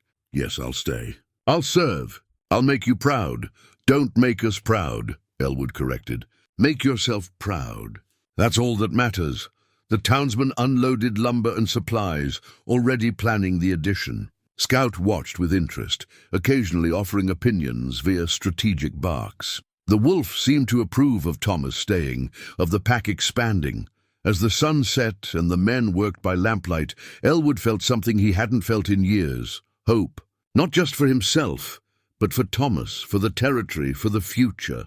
The darkness had been faced and defeated. The betrayal had been transformed into redemption, and the bond between man and wolf had proven stronger than any force arrayed against it. Marcus was in prison, his gang broken. The Dalton legacy was ended, and in its place, something better was being built. A community that believed in second chances. A family bound not by blood but by choice. A future where loyalty mattered more than lineage. Scout settled beside Elwood on the porch, watching the construction with alert eyes. The wolf's tail wagged slightly. Approval, satisfaction, perhaps even happiness. "We did it, boy," Elwood said softly. "We survived. We won. We built something worth keeping." The wolf's response was to rest his head on Elwood's knee, the gesture of absolute trust and love that had defined their relationship from the beginning. The climax had passed, the victory secured. Now came the future, whatever it might hold. And Elwood Granger, Sheriff of Dakota Territory, would face it with his wolf beside him, and his nephew finding his way home. The stars emerged one by one, painting the sky with light. Somewhere in the forest, Scout's mother howled, a song of triumph, of family, of bonds that couldn't be broken. Scout answered, his voice joining hers, creating a harmony that spoke of unity between wild and civilized, between instinct and choice, between the past and the future. And in that moment, everything was exactly as it should be. 3 months later, spring arrived in Dakota Territory with a burst of wildflowers and renewed promise. Elwood stood at Martha's grave, Scout beside him, placing fresh flowers on the headstone. "We did it, my love," he said softly. "Raised Thomas right after all. He's the man you believed he could be." The wind rustled through the trees, carrying the scent of new growth. It felt like Martha's blessing, her approval of all that had transpired. Back at the cabin, Thomas had completed an addition, a proper room for himself. Sarah Chen visited regularly now, and the way Thomas's face lit up when she arrived told Elwood everything he needed to know about their future. "Uncle," Thomas said as Elwood and Scout approached. "The territorial capital sent word. They're offering you the marshal position again. Better terms this time." Elwood read the letter, then shook his head. "Same answer as before. This is my home. These are my people. Scout is my family. I won't trade any of that for advancement." Thomas smiled, relief evident on his face. "I was hoping you'd say that." The weeks passed peacefully. Thomas and Sarah married in a simple ceremony at the church, Scout sitting in the front row with solemn dignity. The whole territory celebrated, recognizing it as the final piece of Thomas's redemption. As summer arrived, Scout's mother visited one last time. The old wolf was dying, her years catching up to her. She touched noses with her son in the forest clearing, a final goodbye. Scout mourned her passing, but never wavered in his loyalty to Elwood. His choice remained unchanged. One autumn evening, Sarah made an announcement that changed everything. "We're expecting a baby come spring." Elwood felt tears stream down his face. Martha would be overjoyed. "A grandchild, even if not by blood. We'll name her Martha," Sarah said. "If it's a girl." The cabin filled with preparation and hope. Thomas built a cradle. Sarah knitted tiny clothes. Scout watched over them both, already protective of the new life coming. The territorial governor made one final attempt to remove Elwood, sending marshals to investigate. But they found nothing except a community united behind their sheriff and a wolf who'd become a symbol of loyalty rather than a threat. The investigation was quietly closed. Winter brought snow and peace. On Christmas Eve, they gathered for dinner, Elwood, Thomas, Sarah, and Scout. Thomas said grace, thanking God for second chances and loyal friends. That night, Elwood held Martha's wedding ring in the lamplight. "We did good," he told her memory. "Our boy came home. He's building a family. And Scout, he's still here, still loyal, still proving that love transcends all boundaries." He placed the ring carefully in its box, ready for the day when Thomas's daughter would wear it. The story wasn't ending, it was transforming. New life was coming. The next generation would carry forward the lessons learned, and the bond between man and wolf would continue, inspiring others to stand firm when the world tried to break them. Elwood sat on the porch, Scout pressed against his leg, watching the winter stars emerge. The territory stretched peaceful and safe, protected by principles that mattered more than politics or power. "We built something good here, boy," Elwood said quietly. "Something worth defending." Scout's soft rumble was agreement. Comfort and promise all at once. In the spring, Martha Elaine Crane was born, named for the great-aunt she'd never meet, but whose spirit lived on in the family she'd helped create. Scout was the first to greet her, sniffing carefully before touching his nose gently to her tiny hand. The wolf's acceptance sealed her place in the pack. As Elwood held his great niece for the first time, he felt the circle complete. From betrayal had come redemption. From fire had come renewal. From loss had come love. Thomas stood tall as a deputy, ready to someday become sheriff. Sarah brought warmth and wisdom to their home. Scout remained the faithful guardian, his presence a constant reminder that the greatest bonds were those freely chosen. The territorial governor eventually retired, his attempts to control and manipulate having failed against the simple power of community and loyalty. His replacement recognized what the old governor never had, that some legacies were too strong to break, too important to dismiss. Years would pass, bringing new challenges and new triumphs. But the foundation was solid, built on principles that endured, on love that transcended boundaries, on loyalty that knew no limits. Elwood's time as sheriff would eventually end, as all things must. But what he'd built, the community he'd protected, the family he'd raised, the bond he'd forged with a wolf that would endure for generations. On quiet evenings, when the work was done and the territory slept peacefully, Elwood would sit with Scout, watching the sun set over the land they'd defended together. No words were needed. The bond between them spoke volumes in silence. And somewhere, in whatever realm souls go when earthly duties are complete, Martha watched over them all, proud of her husband's strength, proud of Thomas's redemption, proud of the remarkable wolf who'd proven that family was about choice. Not just blood. The badge would pass from hand to hand. The wolves would continue to guard. And the story would live on, of a sheriff who refused to surrender, a wolf who refused to abandon his human, and a love that proved stronger than fire, stronger than betrayal, stronger than anything that tried to destroy it. That was the true legacy, not victories in battle, but the triumph of loyalty over darkness, of honor over convenience, of love over everything that opposed it. As the stars emerged one by one, painting the Dakota sky with light, Elwood felt profound peace. He'd stood for something when standing alone. He'd protected those who couldn't protect themselves. He'd proven that principles mattered, that duty was sacred, that bonds forged in fire could never be broken. Scout pressed closer, offering the warmth that had sustained them through 8 years of partnership.